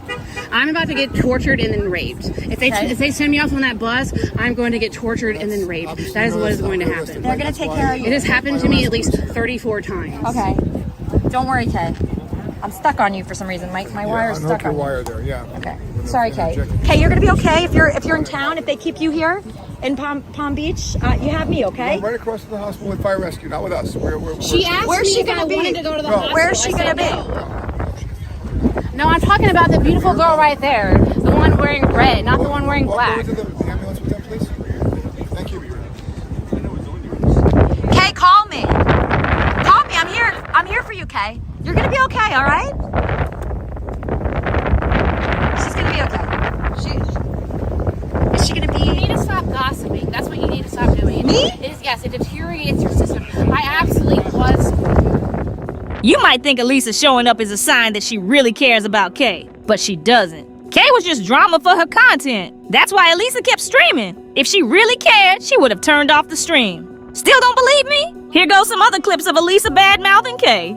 Where's Kay Jobs? Where's Kay Jobs? In a facility. Is that actually her last name? Yeah. No, it's Schwartz. They put her in a mental facility? Yeah, she's in some kind of VA facility. Let's just leave her there. She's fine. She's in good hands. Do you miss her? She was No. one of your best friends. No. I don't know why you guys think we're friends. Like, she's someone that I know from the internet. And she's somebody that thinks she's Albert Einstein and Beethoven, and that's interesting, but that doesn't make it like a friend. That's not a friend. I'd love to hear her music. Yeah. Does she have How any? come you invited her down to visit you twice then if she was not your friend? She wanted a job from me and money from me. That doesn't mean we're a friend. That's not what that is. You said many times on streams that she was your friend. I don't remember saying that. If I said that, I mean, like, what is a friend? Is a friend somebody that just, like, mean to you all day and then, like, and wants to take a shower in your apartment? I wouldn't really have a friend like that. That's not the kind of friend I want. I don't want friends that just that are takers. Well, it sounds like you kind of considered yourself friends with her before, All he did was take and use you for money, and you still kept him around. Who? Andy Dick. Well, he has more to offer than Kay. Kay just takes. She just needs money, and she insults me, and she's mean to me, and she, doesn't that. Like, she's just like, there's like nothing positive about the relationship. There's nothing there. She left the street. Anybody that even talks to Kay Jobs, they're like an angel for talking to her. It's hell talking to her. Why would you say that, Lisa? This is a miserable experience talking to somebody that thinks they're Albert Einstein, Beethoven, and Gandhi. It's hell talking to someone like that. Who knows what she is? She's nothing. She's a nice person to you. She's not nice. You didn't see her do evil things to people. No, she bought you nice dresses. She was kind to you. She's not nice. She says what's on her mind, and you're not responsible for her mental health. Yeah, exactly. You know that you're smarter than her when it comes to an audience. You've got an audience of people that were watching her say horrible things about her. And she's like a mean person and a bitch, but I mean, I don't know. Kay made it no secret that she had issues and was often homeless. When Elisa flew Kay out to be her special assistant, she knew Kay had nowhere to go. And she knew Kay didn't have a lot of money to work with either, so what did Elisa do? Well, she sent Kay a link to a hostel and told her to book a room. Sure, that's not the best way to handle things when you invite a guest over, but I guess it's not the worst thing in the world either. You could even chalk that up to Elisa trying to be careful and not wanting to share a room or house with someone she hadn't met in person yet. But unfortunately, that's not where the situation ended. Seeing how poorly Kay was treated is what turned part of Elisa's community against her. I am so done with your stream, Elisa. I cannot handle this. One of my people, I'm sitting right here. No, just I like mean, that guy. one of the people of your followers that I do not like this. I do not like this. This is the meanest, most horrific, evil event I have ever witnessed on the face of the earth. Nothing happened, Kay. I was just sitting here you're talking to a streaming. Republican. The way you treat people, the way you talk about people is horrendous. I didn't talk about anybody. You talk about everybody you know. No matter what, you have something negative and nasty to say about them. That is despicable. I don't understand why I'm the one being called insane when I think I'm sorry, I think that you are far, far, far incredibly more insane than I am. I was just sitting here. And I'm not done lecturing you. Okay, that's fine. Can you just keep it down a little bit? You need to stop being so disgusting and cruel to people. So what did I do? I was literally doing nothing. I was asking about Republicans. Every chance you get, you turn around and you have something fucking nasty to say about somebody. I'm still kind of like done with your situation. It didn't even start. You didn't even exactly. start. We're not friends, dude. You have never been a friend to me at any point. All you've done is use me and make me look stupid. And you love and all I do is look stupid on your show. You look great on the show. I mean, no, but I'm sorry. The things that people say about me are so hurtful. What did they say? I didn't say anything. That I'm crazy and that I delete everything. I'm not gonna work for you, dude. You cannot be worked for. I'm sorry. Why not? Because you just Anonymous sent $5. K. Don't start, you big baby. Go live in Alabama, you slob. We don't want you here anymore. I do not have the energy. I do not have the energy to have the heart spirit to have people talk about me like that. They're not. They like you. You're very popular. People just stab me. That is so stabbing what people say. And you just sit there and you're like, let it happen. You love it. What is happening? Nothing is even happening. It hurts me when people say stuff like that. Anonymous, that hurts me when people say stuff like that. It hurts me very deeply and badly. It stabs me. You said something. I don't even remember anybody saying it. Like you hear what he just said. What did he say? I didn't even see it. I'm not even going to argue it if you're being absolutely retarded. Believe it or not, the drama with Kay and with Andy got Elisa's videos a lot of views and kept her channel growing. She started getting hundreds and sometimes thousands of people watch her live streams. People equal content, and that meant more donations too. It wasn't long until Jordana opened up a Discord server, consolidating as many people as she could to a platform where she could directly engage with them all. And this is where our ride starts to get really bumpy. Honestly, I don't even know where to start with Elisa's Discord server, but to quote Scoro, it's pure cancer. She ain't helping the people in there, and they ain't helping her. For starters, Elisa keeps losing control of her own servers, and they get shut down because of the horrible shit that gets posted in them. It's hard to believe Kermit would have been friends with these people. I mean, he seemed like such a cute little dog, rest his soul. But anyway, let me try to give you an overview here before we get stuck into some of Elisa's worst bits. On some level, Elisa's servers look like totally normal Discord communities of people supporting what Jordana does. You know, a place where her fans can get together, talk about her streams, get to know the guests on the show, and even talk to Elisa herself. But underneath the surface, and often floating right on top of it, is a bunch of people with a cult-like fascination for Elisa Jordana. And if someone enters the server that happens to be in with Elisa, they are love-bombed by her community. I mean, compliments and conversation galore, all because that person is Elisa's flavor of the moment. But if you're not petting Elisa's back with the fur, the welcome party in her server is cold, and I experienced that firsthand when I ventured into the Kermit and Friends Discord to ask questions relating to Scoro and Elisa's mental health. Her simpish hardcore supporters will try and rally the rest of her community against you. Within minutes of me posting in her server, a guy named Jadis was on to me. I had covered the viral video of Elisa and Scoro, and he knew it. I was honest in my opinion, but it was unfavorable to Elisa, and that just wasn't okay with Jadis. He shared my channel info in her server and made it clear to me and everyone else that I'd already worn out my welcome. I guess I didn't really expect anything different, but I wanted to reach out to Elisa before continuing my deep dive research. She hadn't responded to my Twitter message, so I tried her public Discord server. It only felt fair, but in the end, it fell short, so I kindly excused myself and left the Kermit and Friends server forever. Now, Jadis is a name that has appeared on Elisa's show before, and he seems to be stuck in a loop between being love-bombed one minute and then totally discarded by Elisa and her followers the next. Unbeknownst to me, the day I had interactions with Jadis, he was very much in trouble with Elisa. If his plan was to attack me so he could get back in her good graces, he failed. Apparently, after I left the server, he and Elisa started arguing back and forth with each other, and she accused him of being a stalker. She also says he's been arrested several times. Whether or not that's true, Jadis was actually a producer for her show, or at least that's what he and Elisa were calling his role on KNF. He claims to have shot music videos for big names like Kanye West, but the word on the street is that Jadis is the son of rich parents, and that's about it. I don't know which version is true, but I'm not exactly jumping up and down to get to know the guy. Sorry, Jadis, not sorry.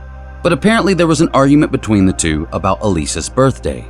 Elisa kept saying that Jadis was a creep and stalker, and Jadis would reply by showing clips and private messages between the two of them where she was saying things like she loved him or that there was no one better in the world than Jadis. Whether or not I like the guy, it seems like he had a point. I'm only going to go into this briefly because it's not entirely relevant to our journey down this rabbit hole, but it does help paint a picture of the way Elisa and her community operate. So the main thing you need to know is that there was drama around Elisa's birthday last year, which she spent with Jadis. She says she hated it, calling it the worst birthday she's ever had. She compared it to the birthday she spent with Captain Content the year before. Now, I'm not going to dig too far into that either, but let's just say that Captain Content, the streamer who basically rescued Andy Dick from Wappy Flanker in Las Vegas, has a different version of events. He doesn't seem to have enjoyed spending the day with Elisa as much as she enjoyed spending it with him. Anyway, in response to all the drama and arguments that followed Elisa's birthday with Jadis last year, she refused to meet up with Jadis ever again unless he was handcuffed. Which is pretty odd, but I guess okay with Jadis because he agreed? But then when Elisa showed up to the place where the pair of them agreed to meet, she refused to talk to Jadis once she realized that only one of his hands was cuffed. After Elisa fled his presence, she titled the stream video of them meeting as "Todd lies about handcuffing Jadis. Jadis turns off my stream with his free hands and lunges at me." But that's not at all what happened. Todd is another producer that helped organize the meeting between Elisa and Jadis. You can see in the video that Jadis doesn't do any of the things referred to in the title. I can't believe I'm actually having to defend this guy right now, but Elisa's followers not only believe her version of events, forsaking their own eyes, but some of these people are actively participating in what I can only describe as delusions. Shared delusions at that, I don't know. It was just one of many bizarre situations in Elisa's crazy live-streamed life. Now, obviously, Elisa and her Simpsons are never going to allow me to get too close, so I'll have to rely on some inside sources for a minute. Allegedly, Elisa has another top-secret server. This server is apparently called the Semi-Safe Space. It's where very select, very high-ranking members of Elisa's communities have their own private little meeting room. Elisa is a part of and sometimes contributes to the conversation, but the main point of this room is to keep the rest of the community in check, and I'm told these elite members will literally pick out other members of the community and organize targeted harassment on them. One source said they knew a person in this group that had paid a 60-year-old man to travel across 3 states just to take a picture of a victim's front door to scare them. Apparently, this was because Elisa didn't like them anymore. Elisa actively doxes people on her server too. She's also shared people's nudes, revenge porn, and has threatened to do much more. But the scary thing is, she actually has contacts who will go to extreme measures to mess with your life. One of those contacts goes by the name Botter, and I'd never heard of this person either before finding out about his involvement with Elisa. Botter gained notoriety in 2023 when he was apprehended for orchestrating swatting incidents. Swatting, if you don't know, refers to the act of falsely reporting highly illegal activity at a person's residence, leading armed law enforcement officers to respond as if they were facing actual danger. Botter would allegedly hack into his target's computers and display child pornography on them before calling in the threat. Remarkably, Botter was just 14 years old when he was arrested, making his involvement with Elisa's online community even more alarming. The teenager received leniency during his sentence due to his young age and was ordered to stay off the internet for a few years as punishment. However, it seems unlikely that this restriction would be successful in today's highly connected world, especially for someone with Botter's technical prowess. Rumors circulate about Botter re-emerging online under a different alias and establishing contact with Elisa. But even if Botter is back online and merely observing Elisa's streams, his presence in her server where she shares adult content like nude images and pornography raises concern as he remains a minor and she knows it. And this is where our story gets dark. Elisa seems to have a high tolerance for child porn and sexual abuse, and that's a major concern within her community. There are also other allegations, and Elisa has indirectly confirmed them through her Discord channel, that someone shared child pornography on her server. And to make matters worse, apparently no action was taken by her to remove it. I'm told a mod eventually took the post down. This incident serves as an example of why some of Elisa's most significant troubles have emerged. Recently, Elisa's community began to crumble and decline. Even among her most toxic followers, there was a line that most people just wouldn't cross, but Elisa did just that when she allowed a pedophile, Jimmy Leonard Ward Nichols, to be her co-host. If you're sensitive or uncomfortable with the subject matter I'm about to cover, it might be best to skip ahead. The relationship between Elisa and Jimmy was close, so close that Elisa is mentioned in what would later become known as Jimmy's manifesto. After reading the entire manifesto myself, I have no fucking clue where to begin. It left me feeling disturbed and uneasy and so disgusted that my brain felt like it needed a shower when I finished. Despite previously confessing on a live stream with Elisa that he was also a serial killer, this information was never included in his manifesto. So we may never know for sure if he was telling the truth. The chat has some strong opinions about Jimmy. They're saying he has a dark side, that he's hiding something. Can you also discuss his posture? Does he have any mental disorders? Okay, go ahead, Jimmy. Sure. They're probably talking about the fact that I'm a sociopath, a serial killer, kidnapper, and I've never been caught. Gotten away with everything. Want to be on the distribution for my confession at some point? Because I'm going to mail out my confession to everybody at some point. And just send Elisa or send me your email address if you want those details. I think we shouldn't go into any more details on this stream. But yeah, sociopath, psychotic, crazy, a nut, hiding things. You have no idea. You have no idea how much I'm hiding. Everybody only gets to know 80%. That 20%, it's in here. Nobody else knows it. So, when the other 20% comes out, I'd love to include you on the distribution. Get me your email address. Just, I don't know where you are. Discord, Jim Delan, the 111 Experience on YouTube. Just send me it and I'll get you on the distro. So then you'll have all the details. Was that enough? I don't know. So they're just asking, Yeah, if you need anything else, just send me an email or reach out to me on Twitter. JLWN111 everywhere. Twitter, Gmail, Hotmail, Outlook. JLWN111 everywhere. Instagram, Twitter, Gmail, AOL, Hotmail, Outlook. So there's every way to get in touch with me. If you want to be on the distribution list for my confession when it goes out, please send me an email. It's the best I can do right now. that's nice. Okay, so you could reach him easily. Jimmy eventually turned himself into the police, admitting to animal abuse, child molestation, and other satanic acts. About a month later, Jimmy wrote an actual confession and sent it to the police and various media outlets. He was convicted and sentenced to approximately 500 years in prison for the possession of child pornography. This sentence covers only what he admitted to. However, his manifesto reveals much more disturbing behavior. He detailed instances of animal abuse that included both physical harm and sexual exploitation. Jimmy claimed that he killed his 15-year-old cat by putting her in a bag and throwing her off a bridge as he was driving to Florida because he didn't want to bring her into his new life. He also confessed to engaging in horrible acts with children, justifying them by suggesting the children were sexually aroused and consented. The details of Jimmy's crimes are bizarre, unthinkable, and pure evil. Jimmy also seemed to derive pleasure from public masturbation, particularly in places such as churches and grocery stores. He also had an affinity for foul odor, refusing to bathe for weeks while wearing adult diapers and tights or pantyhose. He would usually attend a church during this time. He'd even pop Viagra beforehand to ensure he could perform, after which he would defecate, urinate, and ejaculate into his diapers throughout the service. Jimmy had strong prejudices, frequently referred to children as fuckable, and claimed enjoyment in assaulting people's nostrils with his demonic scent. I hate to be that dog, but I gotta cut in here. Elisa herself was not even safe from Jimmy. He actually called himself Jimmy the Christian, if you can believe that. And once on a live stream, he actually stuck his finger in her rear end. Her reaction was like a deer caught in the headlights. But she didn't call him out about it or anything. They even talked about it in her Discord server. The one where they talk about CP. The one that's open to the public. The one that Elisa allows minors to be in. Man, this whole story gives me the creeps. Yeah, not my cup of tea. Yes, IRL customer service. One more. Hi, Elisa. How are you? Oh, it's him again. Good. I had a question for you. What?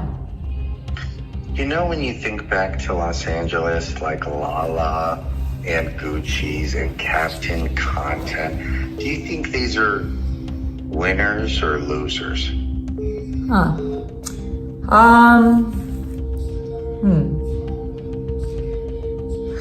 That's a good question. You can be honest. 24-page manifesto and confession to authorities in Florida led to one man's arrest for hundreds of child sex crimes that span decades, some of which took place here in Kansas.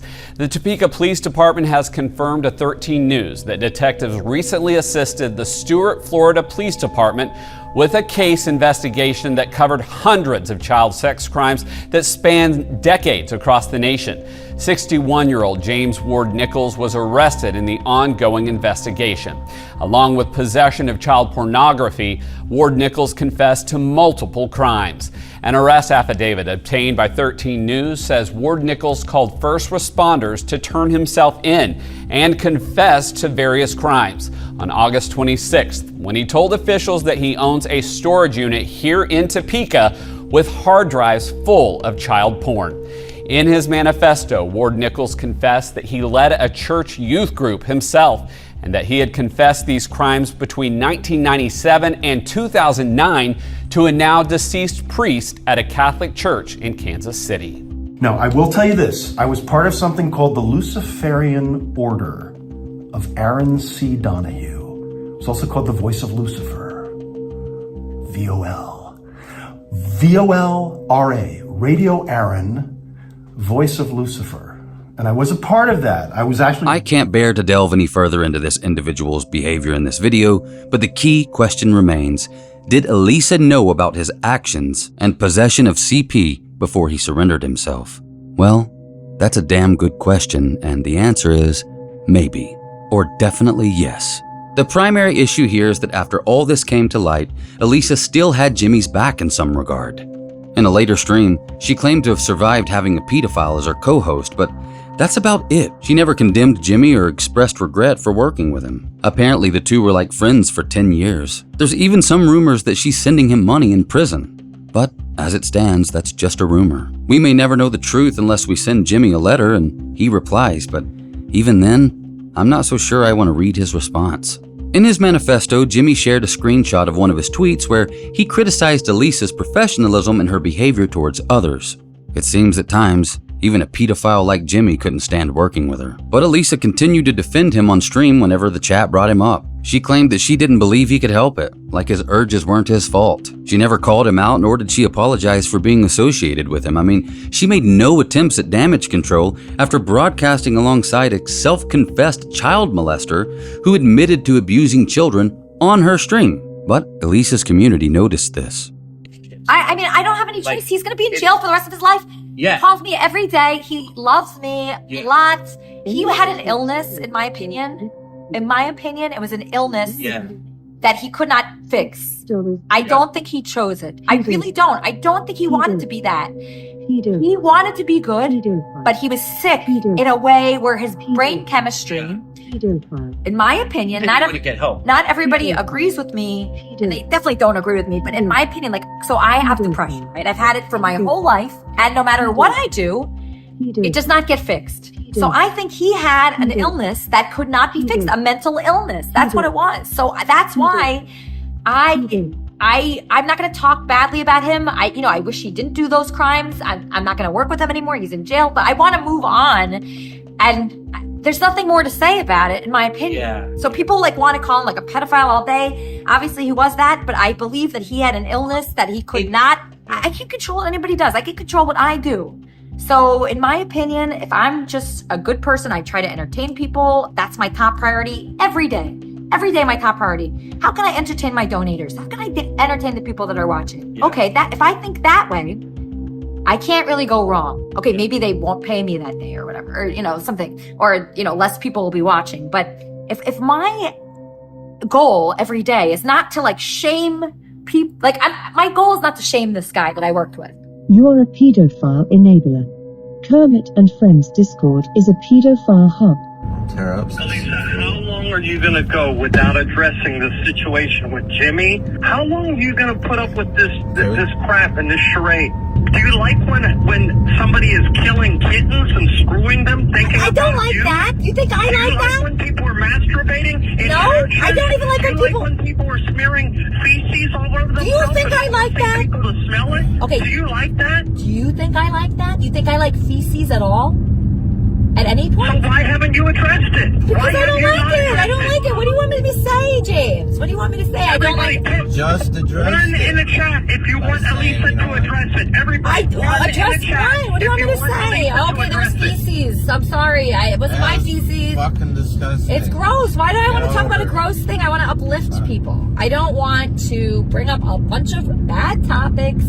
Look at all the ones in the chat, Elisa. Look at all the ones. It's flooded with ones. All right, well, keep going. One. Keep going. Look, Elisa, they want you to address this. Okay, what do you want me to say? What do you want me to say? Do you want... Elisa, do you want a stream idea?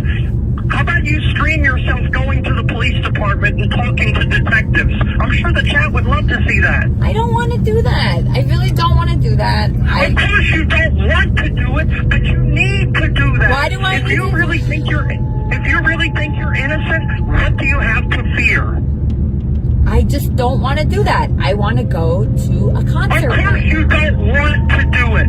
What do you have to fear? I'm sure you didn't want Jimmy to send you a manifesto of crimes he's been committing while he's been fantasizing of you. You're a sick person. Elisa, I've been calling you out for quite a while. I've seen it in your eyes. Watch something Looking at you on the stream. You are a mental case. You are a sick person, and your Kermit and Friends thing has been festering all these sick individuals all this time. You need a mental lockdown is what you need. Yes, hello. Hi, Adam. Oh my God, Elisa, I hate to say this, but it's literally, you know what, is the lead story on the news. It's all over the news. Shut up. I just texted you a clip of it. If you don't believe me, like literally, it's like the lead story on the news. What does it say? Can you read it? It's all about this. It's like a man in Stewart turned himself in with this manifesto, and it's like all his crimes, and they're like disgusted. The police chief was talking about it. Like it's all over the news. Okay. Where did you see it, Adam? And it was on PBF, which is ABC, and I think they were going to talk about it on David Muir, like at 6:30. So I'm going to I'm flipping back and forth. Oh my God, that's crazy. I was screaming. Okay, so it's all over the news now. I figured that would happen at some point, but Oh my God, Elisa, he's right. I just saw it on NBC. They mentioned you by your name, by your real name and your YouTube channel, along with Jimmy's name. You're screwed. You're all over the news right now. Enjoy the fame. Anonymous sent $3 you like and brought back Jimmy after he stuck his finger in your... that shows a lot about me, right? So I didn't like when Jimmy did that, but I care about my show a lot, and I knew he was good for it at the time. So I don't even regret any of that. I had a great time. I met awesome people when Jimmy was there. I laughed, when he was sweating. There's so many funny moments with him. Corbin and Jimmy, and it's all part of my journey. So I'm not erasing any of my journey ever, no matter what. So Psycho. I'm not gonna do a fake video oh my God, oh no, I can't believe I was ever involved with him. That would just be so fake, and I don't feel that way. I think he had good sides too. What the fuck? He had a very bad side, but also he did a lot for me. So I'm not gonna make a fake video for you guys. There's no way. I just can't do it. I'm not like that. Anonymous sent $3, so you will let a man violate you if it's good for the show. So that, I really did think he was gay, so I didn't look at it as a huge violation. It was more uncomfortable and weird, but that was just an uncomfortable, weird, strange, odd moment for me. And I told a couple people about it, but... she's a sociopath. You know how she defends Jimmy. She has no empathy towards his victims. We talked about this a lot privately. Why the fuck are you near her? I say this, whatever. I'm just disappointed. You're too good for her. She's going to end up stabbing you in the back again. I know the police. I appreciate she can't that. be a friend to anyone. She's I know. not your friend. Well, I I appreciate you being a fan, and it's we need that. Never. But then Jimmy, I was very hurt because I found out he was evil. My parking baby expired. What should I It do? was disgusting. Of My course parking I was expired. hurt. Mine's gonna expire. What should I do? But see, I like you and Lisa. Where do you want to go next? Because it was so evil. Like, you take his prison phone calls. You still talk to him. You don't think he did anything wrong, and that is very sick. Just because you talk to somebody doesn't mean that you think that they didn't do anything wrong. And I don't know her. True. I would go visit him. Yeah. Shut up. Do you even know what we're talking about? Yeah, she does. He did? She knows. No, I don't think, Michelle, I'll talk to you privately if you really Nobody know wants the to whole talk to you story. privately. No one wants to. I've heard the whole story. No, Just Michelle, because- you haven't. Trust me. You wouldn't be defending her talking to a baby rapist, and then he raped animals, infants. I and just then he stopped, killed Dina. the Shut animals. up. She didn't. Shut up. Yeah, I didn't. You know, just because No, somebody Elisa does did not, something but Elisa defends him. doesn't mean they can't change. You Elisa, do would must you welcome Jimmy said the back? frog. It's just Yes, my I probably nature, would. replied the scorpion. Yeah, I Would you would. welcome I get Jimmy it. back? Yes, It's called entertainment. I would. You would welcome him back knowing he's raped babies. What in if that jail. was It your doesn't sister's matter. infant that he raped? What if that was your sister's I baby can't. that he You're raped? just too sick. You're just too. She says like the weirdest words together that are just so creepy. She's too creepy for me. I just don't say rotten hell. I don't talk like that. That's not how I talk. I don't feel that. The way people talk about him is not the way I talk about that. I just don't talk about people like that. I just don't talk about people like that. I just don't talk about people like that. I don't care if Andrew Tate and Donald Trump both fucked you in the ass today. You still would have no donations, bitch. You read the whole thing, you sick fuck. You read the whole thing. Don't call me anymore. Prosecute me. I'm saying this person. This guy's so retarded. Oh my God. Good luck with your business, sir. Yeah, this business is fucked now.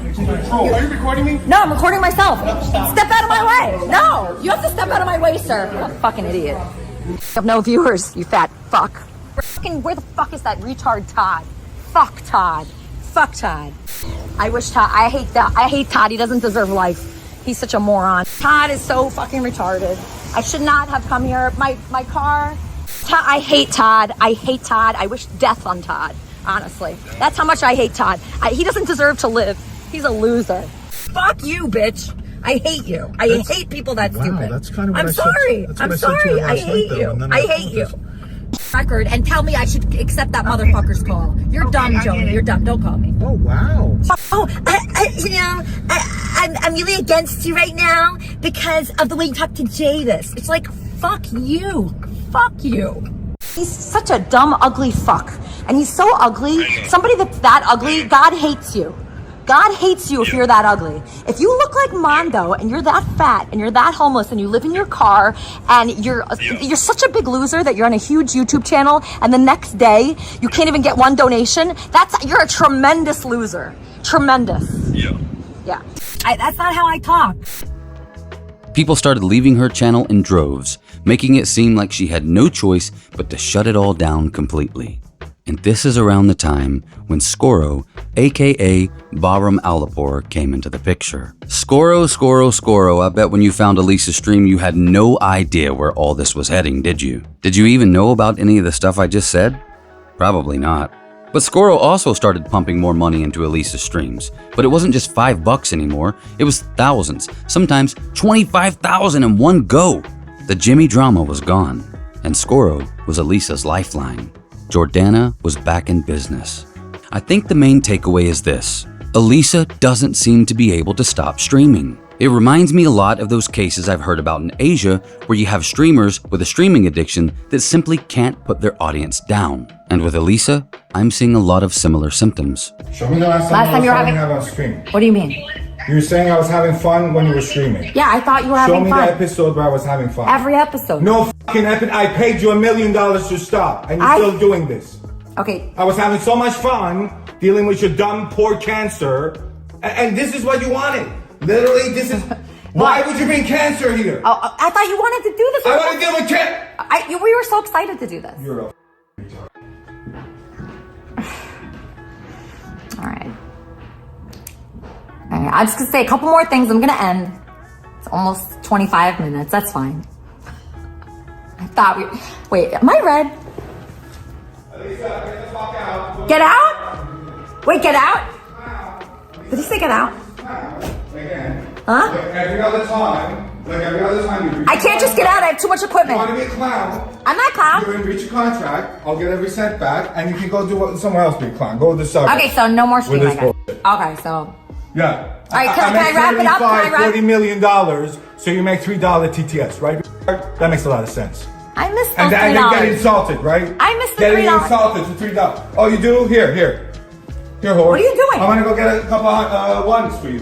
And throw $3 in your face. No, you better not. Why not? It's No, the same I don't shit want you're that. talking- No, it's please. the same shit, idiot. Less taxes. No. Less fees. The f- Get the f- out of here. I can't just leave. I have too much equipment here. Okay, I'm just gonna tell you a little bit about the difficulties I've been having. I felt like I can't live up to the person I was on stream. I was so cool. What? When I was calling in every fucking day annoyed because of the stream, genius. Oh, I This thought- is so much fun. This is so much enthusiasm, right? This is exactly how the stream was. Do you wanna dive So in I again? paid your dumbass $1 million to stop. Okay, so you don't want to do this. Can I have my $1 million back? Okay, all donations are final. It wasn't a donation. Yeah, I paid you for a specific thing, and you're breaching of contract. Okay. Why don't you go get your good-looking lawyer, honey? Right? Right? You think I'm kidding, right? Can you not be mean right now? You're an please? asshole. Can you not be mean? I got to deal with your fucking Section 8 assholes insulting me, right? You fucking idiot. I was so sad not streaming those days. I Go was so sad. be unfriend. Go take drugs. Can we go do IRL? You're a fucking here? idiot. Yeah, that's what. He's a punk. He's shitting all over the thing that you love, and that's No, get out of here. I don't like that. I don't like that. I want I don't silence. like that. I want silence. I want silence that. for 2 minutes. Stop. 2 minutes of Stop. silence. Oh, you want to No talk? cancer. Please. No. This is my donor manual silence. No, they can't even see that. They can't even see that. Oh, because They it can't matters see what it. they All right. see. Oh my God. These are donors, All right? No. Can I get some Stop. silence? Stop. Oh my God. What are you doing? Why? Why do that? Why do that? Anyway, it's crazy. So I felt that when oh, thank you so much. Thank you. My hotel. I will take this cash. I will take it. So I felt so bad because I took my car out so many times. Who carries cash on them anymore? But the thing is I felt that I'm very cool on stream. I'm excellent. I'm an excellent streamer. There's nobody better than me. I watched that prison stream with Ice Beside. I'm so much better than all those people. So I think that when Skoro saw me on the stream, I think when he saw me there, he like really liked me on there because I'm very cool and I'm very confident and I go to events, and if I was streaming again, like he would like that. And you know, he liked getting mad at the people calling in and all that stuff. Like it's very fun. It's very like engaging. It's a wonderful thing. So my streaming is a wonderful thing. Yeah. Stop or no? Well, I just wanted to wrap it up. No, just stop. Or I'm just like gonna call them to come take you out or something. You're gonna call him to come take me out? Yeah. Really? Yeah. Why? Why would you do that? Because I said to stop Okay, you want me to stop? Yeah. Alright.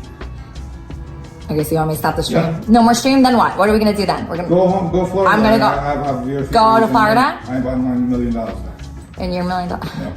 It's as if it downright confuses her that he wants her to stop streaming, like she can't understand it. She just plays it off like Skoro was being unreasonable. And while the money throwing bit was crass, as he was doing it, Skoro says things like, it's the same thing. Like he's trying to show her that she's giving herself up for people to throw money at her during IRL streams, instead of participating in an actual shared IRL with him off stream, even after he gave her $1 million to stop. I don't think he wanted her to never stream again, but I think he was frustrated because she does it constantly, and probably does it without his permission at times too. If that's the case, like him or not, Skoro's not wrong.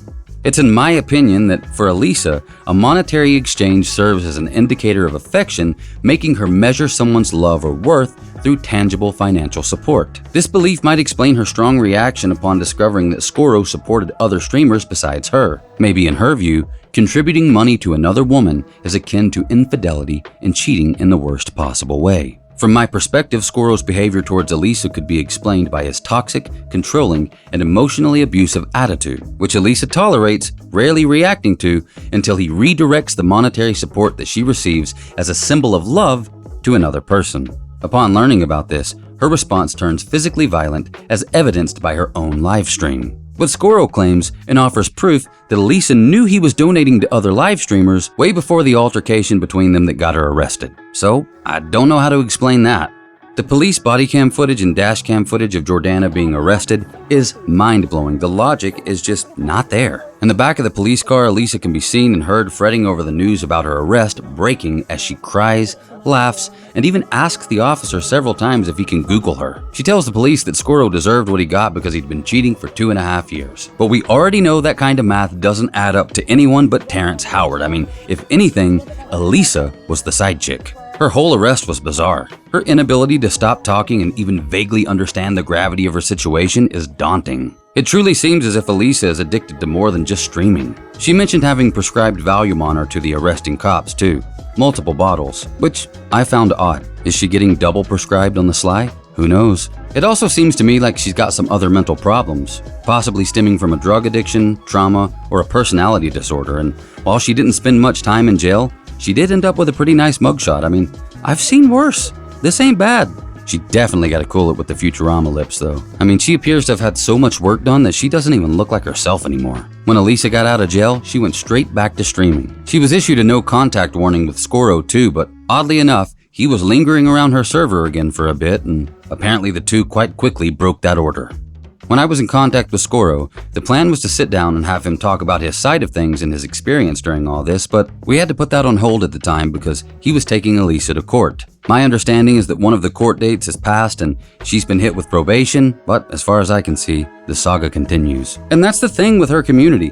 Everything and everyone moves so fast. I mean, there are people coming and going all the time. Like, you could ignore Elisa for a week and come back to find that everything is totally changed. In the blink of an eye, the whole community might have turned on someone who just last week was the love of Elisa's life. Looking into all this has really opened my eyes to the world of live streamers too.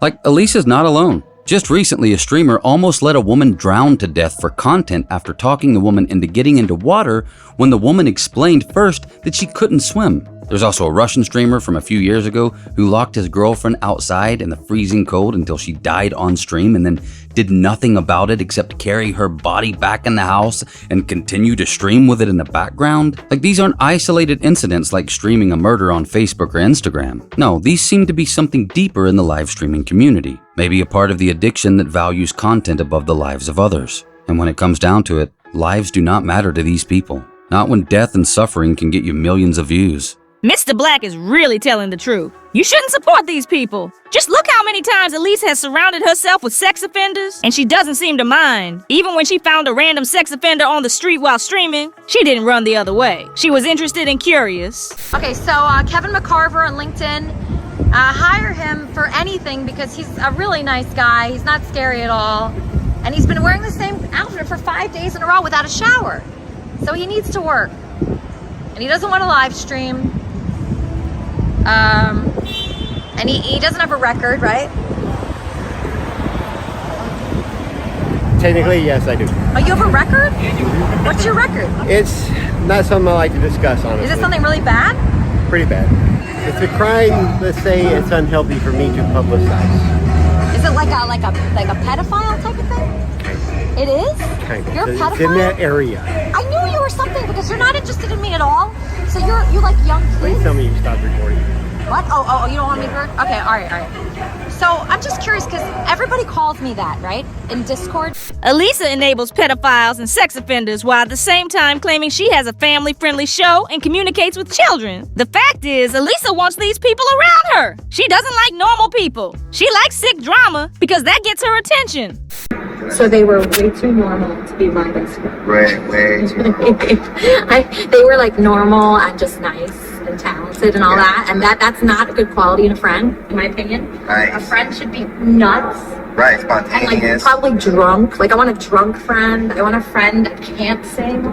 You know? So you can sing better than Yeah. Like I want a friend that can't sing at all. I want like a fat. So are you like trying to like a one up? Yeah, like I need So like wherever you go, like you're one upping them no matter what you do. Yeah. I hope that I'm not your one up. No, I mean you're too good looking to be my friend and too fit. Like I don't want a best friend with a six pack. Right, He has a six pack or an eight We pack. can't be best friends. We can just be friends. I'm too good looking. And You're too good looking. It's annoying. I don't want any good looking friends. It's annoying. Because they don't take the beauty away from you. Yeah, it's just like people. The one upper. I mean, it's true. You are just as crazy as everybody that you put on your show. Why am I crazy? I was normal. Ask Jean. Is Jean next to you right now? Why are you crazy? I wouldn't know why. Did your parents screw you up? But what did I do to you to warrant you saying that to me? You didn't do anything to me. You're just crazy. And I don't know why you're crazy. It must have been your upbringing. Why am I crazy? I don't know why. You can figure that out. But you're crazy. Stay away from this woman. I know I will. She ain't sticking her tongue down my snout, and that's a fact, Jack. People equal content. And some of these streamers seriously can't seem to cut the feed. It's scary, and it's just another step in the drastic change that social media has had on our lives. I think over time we're going to see more and more streamers who are just terrified if out of nowhere suddenly their stream were to...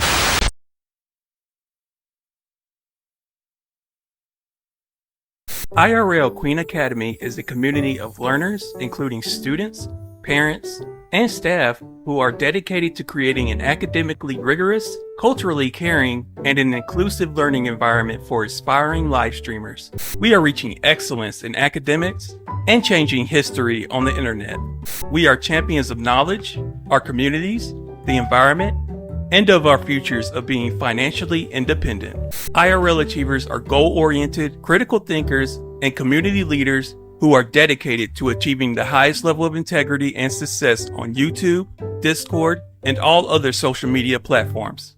If you would like to sign up, you can email Elisa Jordana at gmail.com, or you can contact Elisa directly on Instagram at Elisa Jordana.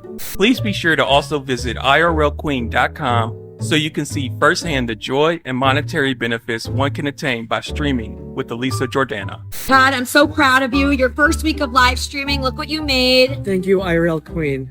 You're welcome. .com. My pleasure. Good job, Todd. Everybody's a toddler now. Yay!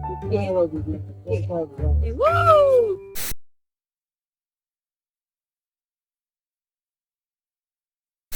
She's got a love that's one of a kind with her furry friend.